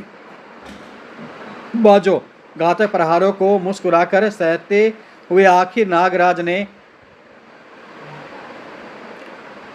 अपनी फुकार से विषैला कर ही दिया पानी को। किंतु तभी तड़ाक, यह था बाजो का प्रशिक्षक बाजुली, जो बाजो का शोर सुनकर वहां आ गया था। कौन है रे दुष्ट? बाजुली के बाजो को मारने आया है? इन शैतानों को तैयार करके उड़ने वाले शैतान, तुझे यहाँ तेरी मौत खींच लाई है, समझा? और फिर वह पिंजरा एक अखाड़ा बन गया, जिसमें एक तरफ नागराज था, दूसरी तरफ 51 पहलवान, 50 बाज और एक बाजुली। सावधान बाजुली! नागराज ने उस पर हमला कर दिया। शक्तिशाली प्रहार के फलस्वरूप बाजुली उछला और धड़ाम गिर पड़ा। किंतु बाजुली फुर्ती से उठा और दोनों भिड़ गए एक दूसरे से। दोनों ही शक्ति में एक दूसरे से बढ़कर थे, परंतु नागराज को साथ ही बाजों का भी सामना करना पड़ रहा था। टक्कर बेजोड़ थी दोनों की। नागराज बाजुली का भी सामना कर रहा था और मौका मिलते ही बाजों को भी मार रहा था कड़ाक अपने सर्प सैनिकों की मदद से। नागरस्सी का फंदा बाजों की जान बहुत आसानी से लेता था। अब की बार नागराज ने एक तीर से 2 शिकार का एक अनोखा तरीका निकाला। उसने बाजुली को उठाकर बाजों के झुंड पर उछाल दिया और क्वैक क्वैक क्वैक बाजुली के भीम का शरीर के नीचे दबकर 1-2 वहीं धराशायी हो गए। चमत्कारी शक्तियों का मालिक बाजुली अब क्रोध से कांप उठा। अरे दुष्ट, अब बहुत खेल हो चुका, ले बच अब मेरी मानसिक शक्ति के प्रहार से। नागराज उछलकर दूर जा पड़ा और उस जबरदस्त मानसिक शक्ति के प्रहार के फलस्वरूप, उफ, यह तो बहुत खतरनाक है, नागराज कहता है। और अगले कुछ ही जबरदस्त प्रहारों ने नागराज को बेदम कर दिया। हाय उफ, नहीं नहीं नहीं, क्यों? ले अब मर इस घातक शक्ति से। कितना घातक था वह वार! बाज की आवाज़ भी ना निकल पाई और उसके प्राण पखेरु उड़ गए बीच में आने के कारण। नागराज की शक्ति जवाब दे चुकी थी। वह खड़ा नहीं रह सका। बचा लिया तुझे इस बाज ने बेटा, पर अब नहीं बचेगा। उफ, लगता है बचूंगा नहीं, दिमाग से काम लेना होगा। बाजुली उसकी तरफ बढ़ा। बाजुली ने नागराज को बाहों में कसकर जैसे ही उसे पलटा, फुस, नागराज ने फुकार छोड़ दी। नागराज ने घातक विष उसके मुंह पर उगल दिया और नागराज का यह चूक वार बाजुली को महंगा पड़ा। वह तैराकर गिर पड़ा और बेहोश हो गया। अब नागराज अपनी पूरी शक्ति बटोरकर खड़ा हुआ। मुझे अभी और शैतानों का सामना करना है। फिर नागराज काल बनकर उन बाजों पर टूट पड़ा। नागों की मौत के दूत बाज नागराज की विषैली फुंकार का सामना ना कर पाए। उफ, यह दोनों आखिरी हैं। नहीं नहीं, यह तूने क्या किया? मेरे वर्षों की मेहनत से सिखाए व पाले हुए मेरे सभी बाजों को मार दिया तूने। किंतु अब नागराज ने बाजुली को संभलने का मौका नहीं दिया। तड़ाक, वह उछलकर बाजुली के सीने पर सवार हो गया और तब तक उसके प्राण नहीं निकल गए, उसने अपने पैर नहीं हटाए। मरते वक्त यह जान ले दुष्ट कि मैं नागराज हूँ और तूने अपनी मेहनत गलत काम में लगाई, इसलिए तेरी जिंदगी के साथ वह भी व्यर्थ गई। फिर नागराज उस बेमिसाल अखाड़े में से 51 पहलवानों को मार विजयी होकर बाहर निकल रहा था। ओह, रात घिर आई है। नागराज एक दिशा में बढ़ चला। आज उसे काम भी तो बहुत थे। चलो, बाज का संकट तो हमेशा के लिए टला, पर अब मुझे बिसर्पी नागदंत व अन्य नागों को ढूंढना है। कुछ देर बाद, अरे यह तो मैं समुद्र के किनारे पहुंच गया, किंतु यह चमक कैसी? यह तो कोई जहाज है और कबीले वाले भी मसाले लिए यहाँ खड़े इशारे कर रहे हैं। रॉकी, फटाफट स्टीमर उतारो और आइलैंड पर पहुँचो। और जल्दी ही रॉकी का स्टीमर द्वीप के किनारे आ लगा। आओ रॉकी साहब, आओ, इस पर तो बहुत माल है आपके लिए। हम भी तो माल लाए हैं तुम्हारे लिए सरदार कंगालू। नागराज हैरान था यह सब देखकर। यह तो स्मगलर लगते हैं, पर इनका यहाँ क्या काम? पीछा करके देखता हूँ। एक सुनसान स्थान पर वे सब ठिठक कर रुक गए। रॉकी साहब, अब इस काम में बहुत मुसीबतें आ गई हैं, आपको हमारा मेहनताना बढ़ाना होगा। ज़रूर, मैं बॉस से बात करूँगा। एक आदिवासी ने बढ़कर ज़मीन पर लगा एक ढक्कन उठाया। चलिए रॉकी साहब, आपको आपका माल दिखा दें। और नागराज के देखते ही देखते वे सब उस रिक्त स्थान में समा गए। अरे यह तो सब अंदर उतर गए। फिर नागराज भी उसमें उतर गया। कोई बहुत बड़ा रहस्य लगता है। इस द्वीप पर कोई खतरनाक खेल खेला जा रहा है शायद, नागराज सोचता है। और यह दृश्य देखकर तो दंग रह गया नागराज। यह देखिए रॉकी साहब, कैसे शानदार नाग पकड़े हैं इस महीने हमारे बाजों ने। अब आप इन्हें ले जा सकते हैं, चाहे तो इनकी खाल बेचे, चाहे विष, चाहे ऐसे ही बेच दे इन्हें। नागमणि द्वीप के सैकड़ों नाग वहाँ शीशे के बक्सों में कैद थे। उफ, तो ये लोग पोचर्स हैं, सांपों की खाल बेचने वाले। किंतु एक पेटी में नागदंत भी बंद था। अरे यह क्या कंगालू सरदार, पेटी में आदमी? हाँ राकी साहब, शायद यह इच्छाधारी नाग है, हमने इसलिए इसे आज़ाद नहीं किया और यह आज ही पकड़ में आया है। तभी एक गनमैन जोश में बोल पड़ा, राकी साहब मुझे पता है यह कौन है, यह नागराज है, नागराज अपराधियों का काल। बॉस इसे देखकर बहुत खुश होंगे राकी साहब। नागराज? अच्छा, प्रोफेसर नागमणि का आविष्कार, ठीक है, इसे संभाल कर ले चलो। तत्पश्चात वे पेटियाँ बाहर निकाली जाने लगी। रॉकी साहब अगली बार हमारा ध्यान रखिएगा। जरूर, परंतु अगली बार शायद आनी ही नहीं थी। आगे बढ़ते आदिवासियों के सामने सांपों की दीवार खड़ी थी। हाय, इतने सांप, ये बाहर कैसे आ गए? डर के मारे इतने सांपों के साक्षात दर्शन से कईयों के हाथों से तो शीशे की पेटियाँ ही छूटकर जमीन पर बिखर गई। आज नहीं छोड़ेंगे, ये बरसों का बदला लेंगे हमसे आज ये। और फिर शुरू हुई जंग सांपों की और इंसान रूपी शैतानों की। जबकि नागराज, आओ नाग कुमारी विसर्पी। देखते ही देखते नागों ने मानवों का रूप धारण कर लिया। नागराज तुम यहाँ अलग खड़े हो? अरे तुम तो बहुत घायल हो। हाँ नाग कुमारी, किंतु मैं अलग नहीं खड़ा, मैं राखी पर नजर रखे हुए हूँ जो नागदंत को लेकर भागने की फिराक में है। उधर चलो, जल्दी चलो, अब सब गड़बड़ हो गया लगता है। पर इसे तो हम बचा कर ले ही जाएंगे शिप में। लेकिन नहीं, रुक जाओ रॉकी साहब, अब एक आदमी भी आगे ना बढ़ना। चौंक उठा रॉकी, फिर भी उसने नागराज पर गोलियों की बौछार कर दी। हाय, एक और नागराज। किंतु उसे लगा कि उसकी गन में नकली गोलियां भरी थीं, क्योंकि उसके चेहरे पर पड़ने वाले नागराज का प्रचंड गुस्सा उसे असली लगा। फिर दोनों आदिवासी भी पेटी फेंक कर नागराज पर झपट पड़े। खचाक, दोनों ने भाले नागराज के जिस्म में व्यवस्थ कर दिए, किंतु नागराज के वार वह भी ना सह पाए। धड़ाक धड़ाक, नाग कुमारी विसर्पी ने दौड़कर वह भाले नागराज के पेट से बाहर खींच दिए। ओ नागराज, यह क्या हुआ? कुछ नहीं विसर्पी, मुझे इन घावों से कुछ नहीं होता, मेरे घाव अपने आप ही ठीक हो जाते हैं। रॉकी ने मौका देखकर गन सीधी की और नागराज ने विसर्पी को धक्का देकर बचा ही तो लिया उन जानलेवा गोलियों की बौछार से। तड़ तड़ तड़, हट जाओ विसर्पी, हट जाओ। पलक झपकते ही नागराज पलटा और आह! नागराज के शरीर में बसे वास करने वाले नागनंद व नागनाथ ने अगले ही पल राखी के प्राण ले लिए। तभी वातावरण स्टीमर के इंजन की आवाज़ से गूंज उठा। और यह स्टीमर में कौन भागा? नागदंत। अरे नागदंत कहाँ गायब हो गया? लगता है वह भाग गया नागराज। और उनके देखते ही देखते स्टीमर दूर चला गया। अब विसर्पी, पहले हम इस द्वीप के सरदार से मिले। चलो नागराज। नाग सम्राट नागराज व नाग कुमारी विसर्पी सरदार कंगालू की बस्ती में पहुँचे, जहाँ नाग मानवों ने कंगालू को कैदी बना लिया था। आओ नाग सम्राट नागराज, राज सिंहासन ग्रहण करो। नागराज सिंहासन पर बैठ गया। सरदार कंगालू, हमारी तुमसे कोई दुश्मनी नहीं, हमने अपने दुश्मन बाजों को, उनके प्रशिक्षित बाजुली को समाप्त कर दिया। अब हम अपने द्वीप पर चले जाएंगे, किंतु तुम्हें हमको वचन देना होगा कि आगे से ऐसा कोई घृणित कार्य तुम दोबारा नहीं करोगे। हम तुम्हें वचन देते हैं नागराज। तब कंगालू ने नागराज को अपने स्मगलरों से गठबंधन की पूरी दास्तान कह सुनाई। सरदार कंगालू, हम तुम्हें दाल, मसाले व और भी बहुत सी चीज़ें देंगे। बदले में तुम्हें हमें सांप देने होंगे, सैकड़ों हजारों सांप। फिर उनके बताए तरीके से हमने तुम्हारे द्वीप से सांप पकड़े। चोंच में छोड़ा गया सांप सीधा नीचे जाता और वह वहाँ रखी पेटी में गिरता, जिसे हमारे आदमी बंद कर देते थे। सरदार कंगालू, क्या तुम्हें यह पता है कि यह शैतान कहाँ से आते थे और किसके लिए काम करते हैं? नहीं नागराज, ज़्यादा तो मुझे नहीं पता, लेकिन एक बार मैंने रॉकी से सुना था कि इनका बॉस कुवैत का एक शेख यूसुफ बिन अली खान है। पूरे विश्व में उसका जानवरों का व्यापार चलता है। ओह! किंतु वह रात वहाँ गुजार कर नागराज, नागकुमारी व अन्य नागमानव अगले दिन अपने द्वीप पर लौट चले। नागराज, आज तुमने संपूर्ण नागमणि द्वीपवासियों को अपना ऋणी बना लिया। लेकिन नागराज के मस्तिष्क में केवल दो नाम हथौड़े की तरह बज रहे थे, यूसुफ बिन अली खान और नागदंत। और इसी के साथ मित्रों यहाँ पे यह कॉमिक्स ख़त्म होती है। अब आप कॉमिक्स राजा को आज्ञा दीजिए मित्रों। अगली कॉमिक्स में फिर आपसे मिलेंगे एक नई कॉमिक्स के साथ। तब तक के लिए धन्यवाद। आपका दिन शुभ हो। Thank you very much.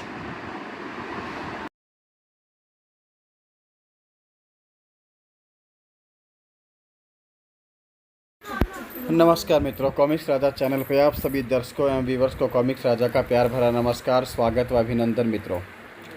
मित्रों आज हम आपके लिए कॉमिक्स लेकर आए हैं आपके अपने ही चैनल कॉमिक्स राजा पे, नागराज और जादूगर साकुरा। कॉमिक्स को शुरू करने से पहले हम मित्रों राज कॉमिक्स का तहे दिल से शुक्रिया अदा करते हैं और उसके संपादक मनीष चंद्र गुप्त जी का भी, जिसके कारण यह कॉमिक्स प्रकाशन में आई और आज हम इसे डिजिटल फॉर्म में ऑडियो विजुअल माध्यम से अपने चैनल पे हम प्रकाशित कर रहे हैं मित्रों। तो एक बार मित्रों तहे दिल से राज कॉमिक्स का शुक्रिया फिर से। चलिए मित्रों शुरू करते हैं नागराज और जादूगर साकुरा। संपादक मनीष गुप्ता, कथानक राजा, कला निर्देशन प्रताप मलिक, चित्रकार चंदू सुलेख पालवड़कर। आश्चर्यजनक, विश्व के 3 महारथी एक साथ और वो भी कैद। नागराज और जादूगर साकुरा मित्रों। मेट्रो सिटी का रक्षक महाबली मेट्रोमैन, सिन सिटी का रक्षक सूरवीर डार्कमैन, बलशाली बगमैन, तीनों वीर मेरी यानी जादूगर साकुरा की कैद में। और अब बारी है नाग सम्राट नागराज की। हा हा हा। कौन है यह पागल बौना जादूगर साकुरा जो विश्व विजयी का सपना देख रहा है मित्रों? पृथ्वी से कई हजार प्रकाश वर्ष दूर साकुरा ग्रह, उस ग्रह के वासी साकुरा बौने अमर थे और जादूगरी विद्या में माहिर थे। आज इस ग्रह में एक खुली अदालत लगी हुई है। मैं सेनापति थ्रेसर साकुरा विक्टर साकुरा को गद्दार घोषित करता हूँ। उसने साकुरा वासियों की जिंदगियों से खेलना चाहा, साकुरा ग्रह को तबाह करना चाहा। हम इसे सजाए ग्रह निकाला देते हैं। हम इसकी यह मनहूस शकल भी बिगाड़ देते हैं और इससे सारी जादुई शक्तियाँ भी छीन लेंगे। तभी सेनापति ने हाथ सीधे किए और किरणें कैद घेरा तोड़ती हुई विक्टर साकुरा के मुंह से टकराई। और आश्चर्यजनक, विक्टर साकुरा न केवल उस असहनीय पीड़ा को सह गया बल्कि उस घेरे के टूटते ही वह अपने सुरक्षा कवच में आ गया और वहाँ उपस्थित सभी साकुरा ग्रहवासियों को स्तब्ध छोड़ वहाँ से कूच कर गया। शूं। फिर वह हीरा साकुरा को लिए साकुरा ग्रह की आकाशगंगा को छोड़ अनंत अंतरिक्ष में विलीन हो गया। शूं। मेट्रो सिटी, ओह महाबली मेट्रोमैन, यह आज किसके साथ आँख मिचौली खेल रहा है? आज मैं तुम्हें छोड़ूंगा नहीं मिसाइल मैन। उफ, यह किधर जा रहा है? यह तो ब्रिज की तरफ जा रहा है। अगर यह इससे भी उड़ाने का इरादा रखता है तो बहुत बुरा होना है। उफ। और मेट्रोमैन के देखते देखते ही मिसाइल मैन की मिसाइलों ने पुल को ध्वस्त कर दिया मित्रों। धूम धूम धड़ाम। फिर मेट्रोमैन ने उसे और कोई मौका नहीं दिया। बहुत तबाही कर ली तुमने शैतान, बस अब कुछ नहीं कर पाओगे। आज तुम मुझे रोक नहीं सकोगे मेट्रोमैन। और मेट्रोमैन तेज गति से उड़ता हुआ उसे मेट्रो सिटी से दूर ले आया मित्रों। उफ, यह तुम मुझे उस ज्वालामुखी की तरफ क्यों ले जा रहे हो मेट्रोमैन? तुम्हारी कब्र वहाँ बनाने के लिए, समझे? बारूद से लदे मिसाइल मैन को लेकर मेट्रोमैन उस ज्वालामुखी के ऊपर पहुँचा। नहीं, एक भयानक धमाका हुआ और मेट्रोमैन मुस्कुराता हुआ उस धुएं के गुबार से निकला। उफ, बहुत तबाही मचाई थी शैतान ने। तभी शूं। और अब समय है वापस जाने का। अरे यह क्या? जैसे बिजली सी चमकी हो, किंतु मेट्रोमैन की सुपर दृष्टि ने इस हीरे को बखूबी देखा था। हीरा तीव्र गति से जमीन में धंसता चला गया। मेट्रोमैन भी हीरे के पीछे जमीन में रास्ता बनाता हुआ प्रविष्ट हो गया और शीघ्र ही वह हीरे को उठाए बाहर निकला। अपनी एक्सरे दृष्टि से उसने हीरे में कैद इंसान को भी देख लिया। अरे इसमें तो कोई प्राणी कैद है। उसने पावरफुल दृष्टि से उसके टुकड़े कर दिए, तड़ाक, और साकुरा आज़ाद हो गया। हेलो, मैं मेट्रोमैन। शुक्रिया दोस्त, मैं विक्टर साकुरा। तुम मुझे केवल साकुरा कह सकते हो। फिर साकुरा उसे अपने ग्रह साकुरा से निकाले जाने की कहानी सुनाता चला गया। मेट्रोमैन ने भी साकुरा को पृथ्वी के बारे में बताया। मैं असामाजिक तत्वों से पृथ्वीवासियों की रक्षा करता हूँ साकुरा। और तब आया साकुरा के दिमाग में एक शैतानी विचार, तो यह है पृथ्वी का सबसे बलशाली मानव। अगर मैं इसको कब्जे में कर लूँ तो पृथ्वी पर मेरा राज होगा। अगले ही पल, रुक जाओ मेट्रोमैन, अब तुम मेरे अधीन हो। और मेट्रोमैन मुस्कुराने लगा। क्या हुआ टिंगू मास्टर, तुम्हें कैद करने के बाद मैं पृथ्वी पर राज करूँगा। मेट्रोमैन ने पलटकर अपने लबादे को फटकारा। साकुरा संभलकर कलाबाजियाँ खाया और तेज़ी से मेट्रोमैन से टकराया ट्राक, लेकिन मेट्रोमैन ने उसे फूंक मारकर उड़ा दिया। साकुरा पलटा और उसने मेट्रोमैन पर अपने जादू का एक सशक्त वार किया। आह, मेरे जादू के आगे तुम्हारी कुछ न चलेगी मेट्रोमैन। और फंस के रह गया मेट्रोमैन साकुरा की जादुई कैद में। उफ, यह क्या हो गया है, मैं हिल भी नहीं पा रहा हूँ। हा हा हा, अब पृथ्वी पर मेरी हुकूमत चलेगी। किंतु मेट्रोमैन की आवाज़ ने उसकी हंसी पर ब्रेक लगा दिया। यह तुम्हारी भूल है साकुरा, अभी पृथ्वी के और भी रक्षक मौजूद हैं। हैं? कौन है वे? डार्कमैन, बगमैन और नागराज। सिन सिटी शहर की वह रात्रि। यह समय है डार्कमैन की रात्रि गश्त का। डार्कमैन उस समय आश्चर्यचकित रह गया जब मेट्रोमैन, तुम यहाँ और इतने ऐसा है, यह किसने किया? तभी मैंने। अब मेरा परिचय है जादूगर साकुरा। ठड़ाक, डार्कमैन एक किक जड़ देता है साकुरा को। साकुरा ने पलटकर जादुई शक्ति का प्रहार किया। उफ, मुझे कुछ दिखाई नहीं दे रहा है। और अगली क्षण डार्कमैन भी साकुरा की कैद में था। फिर साकुरा दोनों को लेकर उड़ चला। चले तीसरे सुरमा को भी परखें, उसमें कितना दमखम है। पीटर पेन उर्फ बगमैन। घने जंगल में एक परीक्षण के दौरान पीटर पेन को एक जहरीला कीड़ा काट लेता है। विज्ञान के एक अनोखे चमत्कार के फलस्वरूप पीटर में उस कीड़े की सारी शक्तियाँ और गुण आ जाते हैं और वो बन जाता है बगमैन। मेरी कीट इंद्री कह रही है कहीं कुछ गड़बड़ जरूर है। जब यह खबर उड़ी कि एफिल टावर पर बम फिट है, मैं पीटर पेन के रूप में यहाँ मौजूद था। खबर सच्ची थी। ओह, यह रहा बम, बहुत पावरफुल है, मुझे सावधानी से उसे उतारना होगा। ऐसा भी हो सकता है कि इस पोल से अलग होते ही यह फट जाए या इसका टाइम कुछ ही सेकंड में पूरा हो जाए। खतरा टला, किंतु इतना खतरा बगमैन को तो लेना ही पड़ेगा। खैर, सही सलामत उतर तो गया यहाँ। किंतु अगले ही क्षण खतरा और बढ़ गया जब साकुरा ने वहाँ प्रवेश किया। स्विश, साकुरा ने उस पर किरणों से वार किया और बगमैन के हाथ से निकल गया बम। किंतु बिजली की तेज़ी से बगमैन के शरीर में हरकत हुई और उसने बम के साथ ही छलांग लगाकर उसे लपक लिया। फिर जैसे ही वह संभला, साकुरा ने उसे बर्फ़ की चट्टान में कैद कर दिया। मित्रों, हजारों आंखों के सामने सुपर हीरो बगमैन गायब हो गया। जूम। देश भारत, दिल्ली के लाल किला मैदान में उस समय प्रसिद्ध जैमिनी सर्कस लगा हुआ था। नागराज बिसर्पी के साथ जाने माने कलाकारों की कलाबाजियों का आनंद ले रहा था। नागराज, मुझे भारत देश बहुत अच्छा लगा, पर यह पोशाक मुझे बहुत अजीब लग रही है। जल्दी ही तुम्हें इसकी आदत पड़ जाएगी और अब तुम चुपचाप सर्कस देखो। और अगला खेल हाथियों का था। आहा, मज़ा आ गया। क्या अजीबोगरीब करतब दिखा रहे हैं ये जोकर। उसी क्षण पंडाल में एक तूफान ने प्रवेश किया। चिंगाड़। उफ, यह क्या, यह कौन है? तूफान को कैसे खोल लाया यह तो पागल हाथी है। दर्शक उसे मनोरंजन ही समझ रहे थे। हा हा हा, नागराज ने खतरे को सूंघ लिया था। धड़ाम। किंतु रिंग में मौजूद बाकी के हाथी भी बेकाबू होकर भीड़ पर चढ़ दौड़े। चारों तरफ तबाही मच गई। बचाओ बचाओ, पल भर में त्राही त्राही मच गई। नहीं ई। नागराज ने वहीं पड़ी सलाखें उठा ली और उनसे हाथियों पर वार किया। रुक जाओ दुष्टो, बला की फुर्ती दिखाई नागराज ने। रिंग मास्टर लोव अल्बानो भी पीछे नहीं था। उसने रस्सी के फंदे से हाथियों को बेबस कर दिया। मैं उस जिंदा नहीं छोड़ूंगा जिसने मेरी बरसों की मेहनत पर पानी फेरा है। नागराज की तरफ तूफान के खौफनाक कदम बढ़े। हा हा हा, नागराज, क्या पिद्दी का शोरबा। ओह, तो यह है इस सारी तबाही की जड़।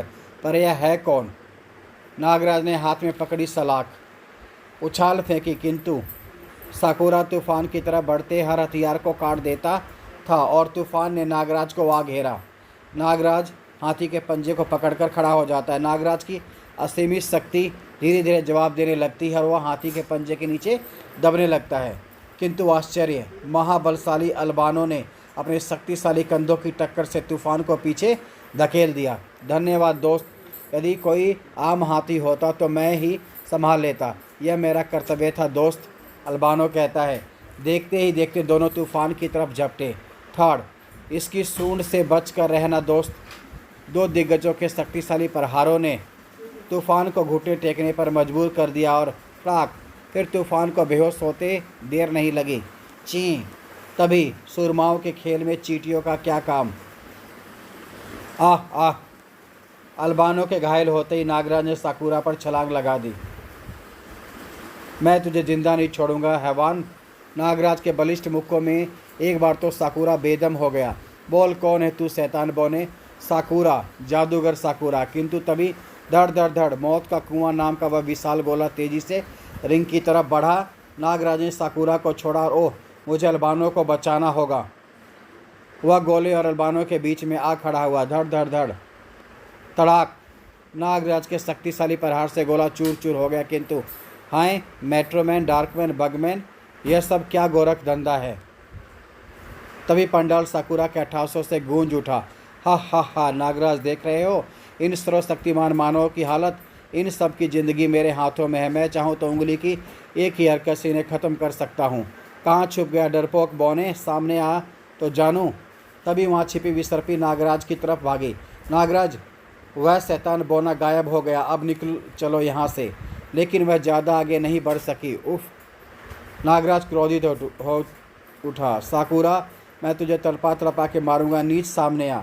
विसर्पी के पांव चिंगारी से बुरी तरह जल गए थे।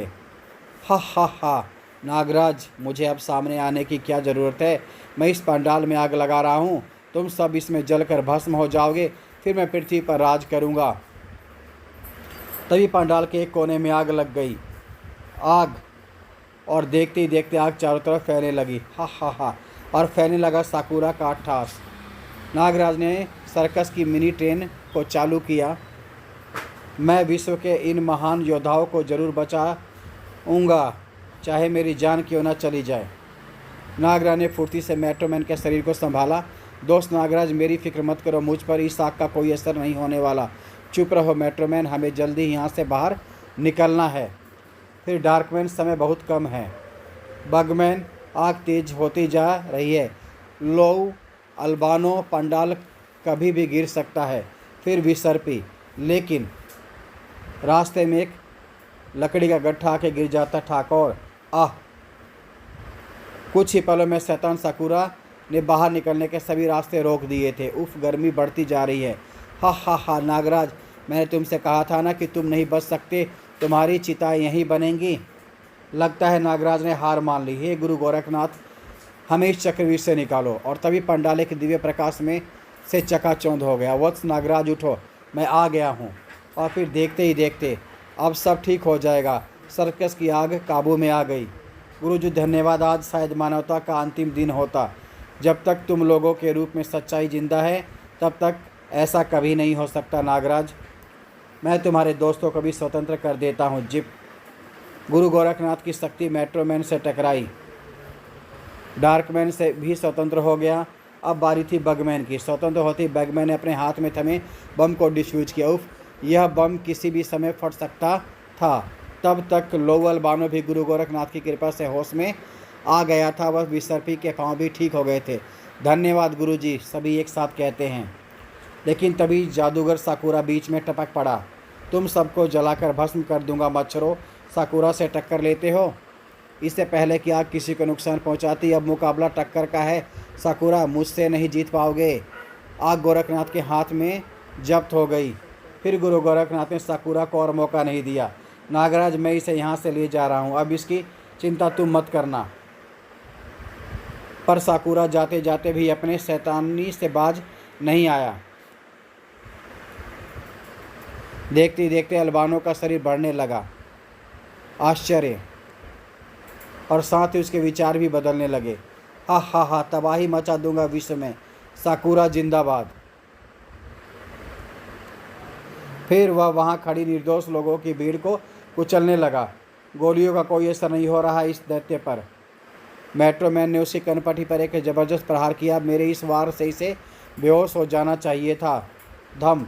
लेकिन अल्बानो उस प्रचंड प्रहार का कुछ असर नहीं हुआ। उफ, लगता है साकुरा ने इसे मेरी शक्ति का तोड़ दिया है।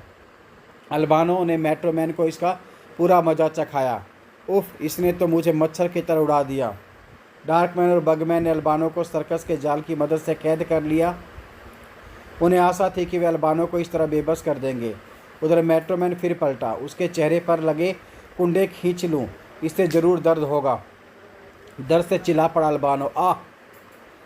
इसी वक्त नागराज क्या कर रहा है? उफ, कुछ देर पहले तुमने मेरी जान बचाई थी दोस्त, लेकिन अब मानवता की खातिर मुझे एहसान फरामोशी करनी पड़ेगी। उफ, मेरे जहरीले दांत इसकी त्वचा को नहीं काट पा रहे हैं। इस तरह दसियों हाथियों को मौत की नींद सुला सकने वाला नागराज का यह जहरीला वार भी निसफल रहा। अब बस एक ही तरीका है इससे निपटने का।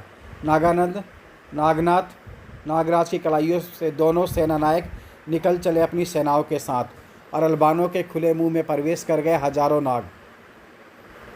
तभी, इससे दूर हट जाओ नागराज और डार्कमैन, इसके शरीर से बम बांध दिया है मैंने, वह बस फटने ही वाला है।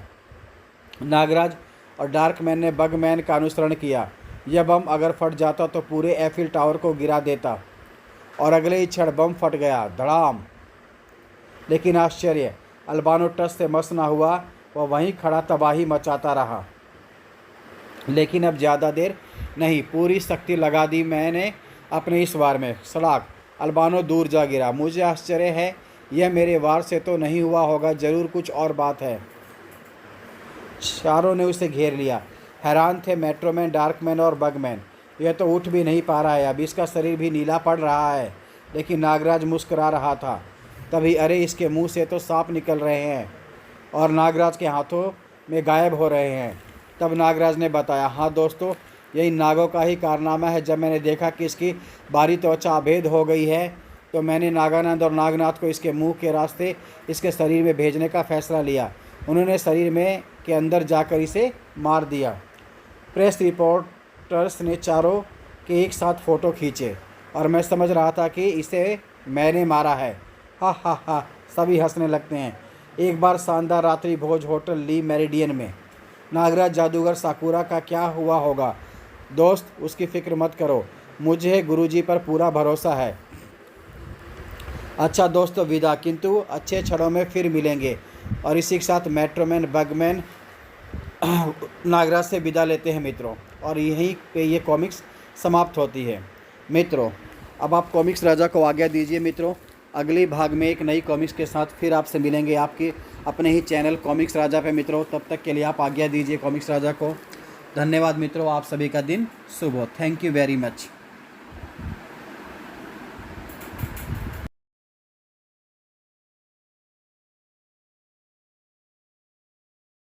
नमस्कार मित्रों, कॉमिक्स राजा चैनल पे आप सभी दर्शकों एवं व्यूवर्स को कॉमिक्स राजा का प्यार भरा नमस्कार, स्वागत व हार्दिक अभिनंदन मित्रों। तो मित्रों, आज हम आपके लिए लेके आए हैं नागराज की कॉमिक्स, नागराज और बौना शैतान। कॉमिक्स शुरू करने से पहले मित्रों, हम राज कॉमिक्स का तहे दिल से शुक्रिया अदा करते हैं, जिसके कारण हम यह कॉमिक्स अपने चैनल पर प्रकाशित कर पा रहे हैं, क्योंकि उन्होंने ही सबसे पहले इस कॉमिक्स को प्रकाशित किया था। हम उसकी सॉफ्ट ऑडियो विजुअल कॉपी अपने चैनल पे प्रदर्शित कर रहे हैं मित्रों। यह आपका ही चैनल है मित्रों, बने रहिए। चलिए मित्रों, शुरू करते हैं नागराज और बौना शैतान। कथानक राजा, संपादन मनीष चंद्रगुप्त, कला निर्देशन प्रताप मुलिक, चित्रांकन चंदू सुलेख पालवड़कर। नागराज और बौना शैतान मित्रों। टीपू की तलवार। नागराज, यह टीपू की तलवार है, इससे तुम नहीं बच सकोगे, और फिर मैं तुम्हारी गर्दन उपहार में दूंगा बौने शैतान को। उफ, मैं हिल भी नहीं पा रहा हूँ इस चमत्कारी तलवार के आगे। बिलीमोरा, वडोदरा का एक खुशगवार दिन। मशहूर शख्सियत प्राणलाल भोगीलाल का विंटेज कारों का जखीरा। यह कारें मुझे जान से ज़्यादा प्यारी हैं। तभी, अरे यह गंदा सा नेवला कहाँ से आ गया? हिस्त हिस्त, ओह, गायब हो गया कमबख्त। लेकिन नेवले सिकांगी के साथ गायब हो गया कारों का जखीरा भी। हाय, मैं बर्बाद हो गया, लुट गया, तबाह हो गया मैं। यह दृश्य है बम्बई के हांगकांग एक संघाई बैंक के वॉल्ट रूम का, जिसके वॉल्ट में विश्व का तीसरा सबसे बड़ा हीरा जैकब, जो कि हैदराबाद निजाम के बड़े खजाने का एक हिस्सा है, लावारिस सा पड़ा है। उस दिन अचानक उस वॉल्ट रूम में एक रहस्यमयी चीज़ दिखाई दी। यह नेवला वॉल्ट रूम में कैसे आ गया? गार्ड ने उसे संगीन घोंपनी चाही, किंतु शिकागी नेवला गायब हो गया वहाँ से, खटाक। इसके साथ वहाँ भी वही आश्चर्यजनक दृश्य। अरे, यह पूरा वॉल्ट कैबिनेट कहाँ गायब हो गया, और नेवला भी। सन 1952 से वहाँ सुरक्षित पड़ा खजाना पलक झपकते ही गायब हो गया। बम्बई, मित्रों, जिसे मुंबई पुलिस के नाम पर थू-थू हो रही है, अतः काबिल समझी जाने वाली पुलिस 2 दिन में कोई सुराग ना पा सकी चोरी का, ना कोई सेंध, ना कोई तोड़फोड़, खजाना गायब। ये कैसे हो सकता है? कमिश्नर भड़कते हैं अपने सिपाहियों पे। सोचीन पर्वत पर खड़ा कला का अद्भुत नमूना कांगड़ा देवी का यह मंदिर। मंदिर में भीतर स्थापित देवी की 5000 वर्ष पुरानी मूर्ति। मान्यता थी कि सुना है देवी के दर्शन पाते ही मन की प्रत्येक इच्छा पूरी हो जाती है। आज शाम मंदिर के कपाट 3 दिनों के लिए खुल जाएंगे। न जाने मुझे देवी के दर्शन होंगे या नहीं, एक बुजुर्ग कहता है। सप्ताह भर से पंक्तिबद्ध खड़े भक्तों के लिए मंदिर के कपाट खुल गए। बोल कांगड़ी देवी की जय, बोलो कांगड़ी देवी की जय। भक्त लगातार पुकारे जा रहे थे। भक्तगण देवी के दर्शन के लिए पागल से हुए जा रहे थे। हे माँ, मेरी मुराद पूरी करो। और यह अनोखा भक्त देवी के दर्शन पाने के लिए कौन से रास्ते से भीतर जा रहा है? तभी एक नेवला प्रवेश करता है मित्रों मंदिर के अंदर। और यह क्या हुआ? देखने वालों की आंखें मारे हैरत के फटी सी पड़ी। अरे, देवी की मूर्ति उड़ रही है, चमत्कार! इसी पर पुजारी शंकरानंद उछल पड़ा। काला नेवला शिकांगी गाढ़ हतप्रभ थे। मूर्ति कैसे उड़ रही है? हम क्या करें? किस पर गोली चलाए? यह क्या हो रहा है? भक्तों में हंगामा मचा हुआ था। देवी रुष्ट हो गई है, वह मंदिर छोड़कर जा रही है, प्रलय होगी। पुजारी शंकरानंद चीख पड़ा। मूर्ति की चोरी हो रही है, मूर्ति चोरी की जा रही है। वह रहा चोर, शिकांगी, काला नेवला। गोली चलाओ, मार डालो उसे। गार्ड्स की खोपड़ियाँ मानो कुंद हो गई थी। अगले ही पल गने नेवले का निशाना ले गर्ज पड़ी। रेट, मार डालो इसे। शिकांगी की प्रलयंकारी आंखों से निकली चिंगारियाँ चट्टानों से टकराई और बड़े बड़े पत्थर के टुकड़े उड़े वहाँ से। प्रलय आ गई जैसे वहाँ पे। भगदड़ मच गई। शीघ्र ही प्रलय समाप्त हो गई। देवी की मूर्ति गायब, शिकांगी गायब। उफ, मूर्ति कहाँ गई? नागराज बेंगलोर के शानदार होटल विंडसर मैनार में। दैनिक जागरण। रहस्यमय चोरियाँ, पुरानी मूर्तियाँ, जारतों की चोरियाँ में बढ़ावा। Sunday times. सोचिन मंदिर से कांगड़ी देवी की 5000 वर्ष पुरानी मूर्ति की रहस्यमय ढंग से चोरी। काला नेवला देखा गया। काला नेवला शिकांगी का धारक बहुत बड़ा जादूगर होता है। इसका मतलब कोई शिकांगी का इस्तेमाल उल्टे कामों में कर रहा है, नागराज सोचता है। कौन?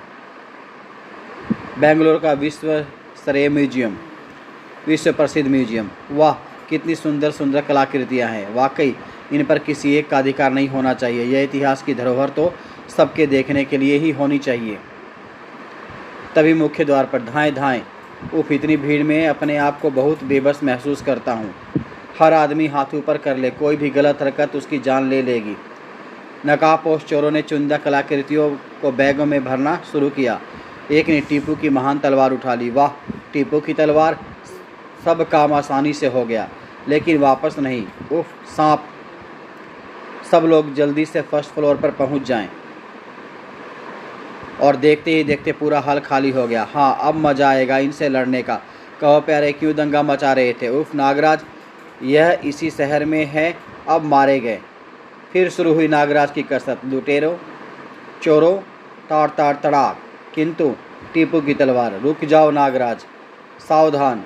टीपू की तलवार म्यान से निकालते ही मुझे अपने अंदर शक्ति का संचार महसूस हो रहा है, वह बदमाश सोचता है।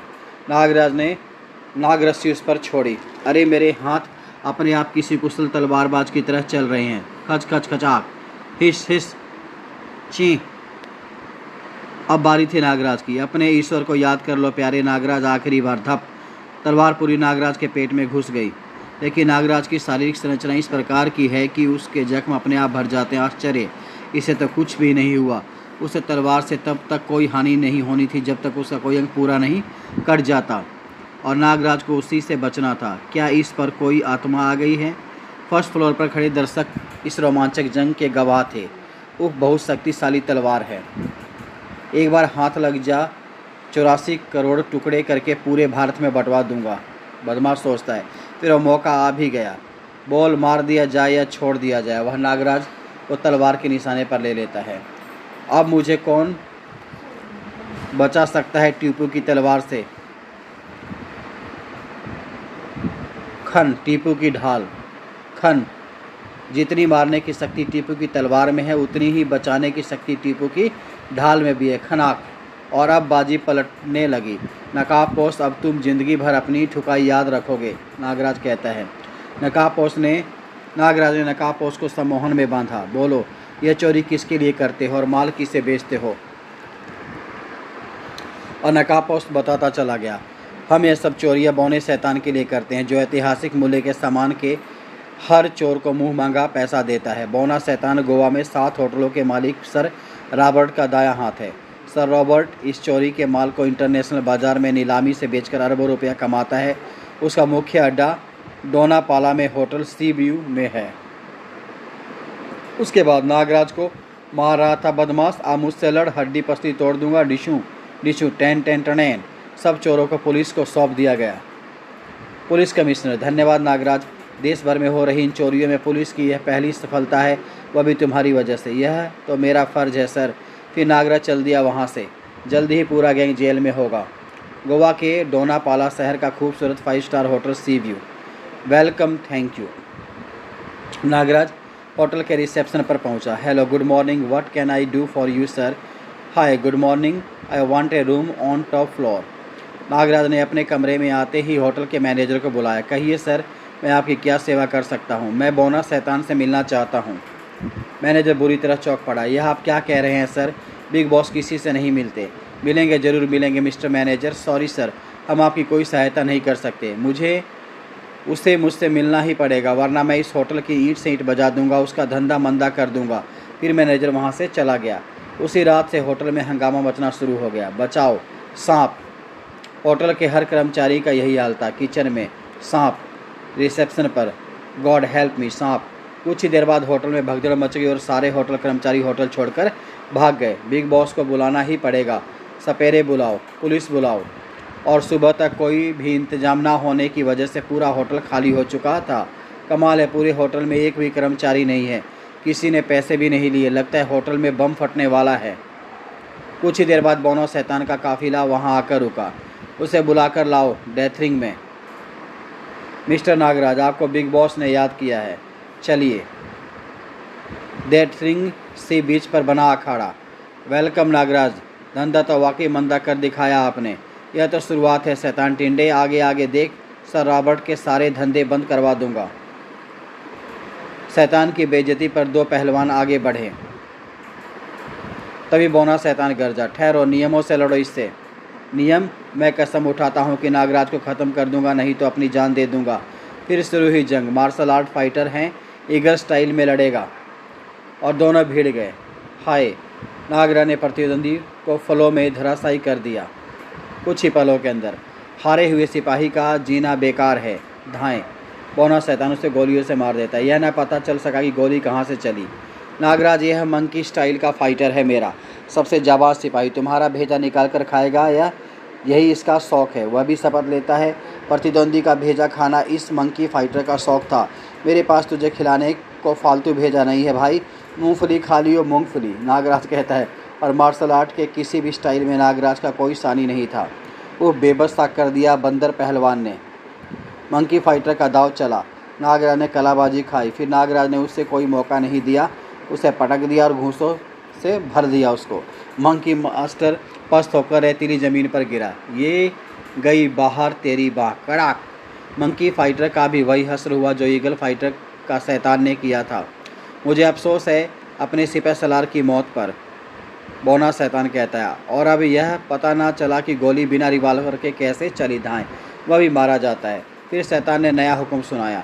सब टूट पड़ो, इस पर ख़त्म कर दो इसे। टूट गए सब नियम शैतान के, नागराज सोचता है। उसे भी शायद नागराज की असीमी ताकत का अंदाज़ा हो गया था। मार्शल आर्ट फाइटर्स ने नागराज को घेर लिया। हम सब इसे मार देंगे, यह अकेला है। लेकिन नागराज को अकेला समझने की उनकी भूल उन्हें महंगी पड़ी और हाय सांप सांप, नागसेना फाइटर्स पर टूट पड़ी। डेथरिंग फाइटर्स के शरीरों से पटने लगा। सब निकम्मे भर्ती थे मेरी सेना में, बोना शैतान कहता है।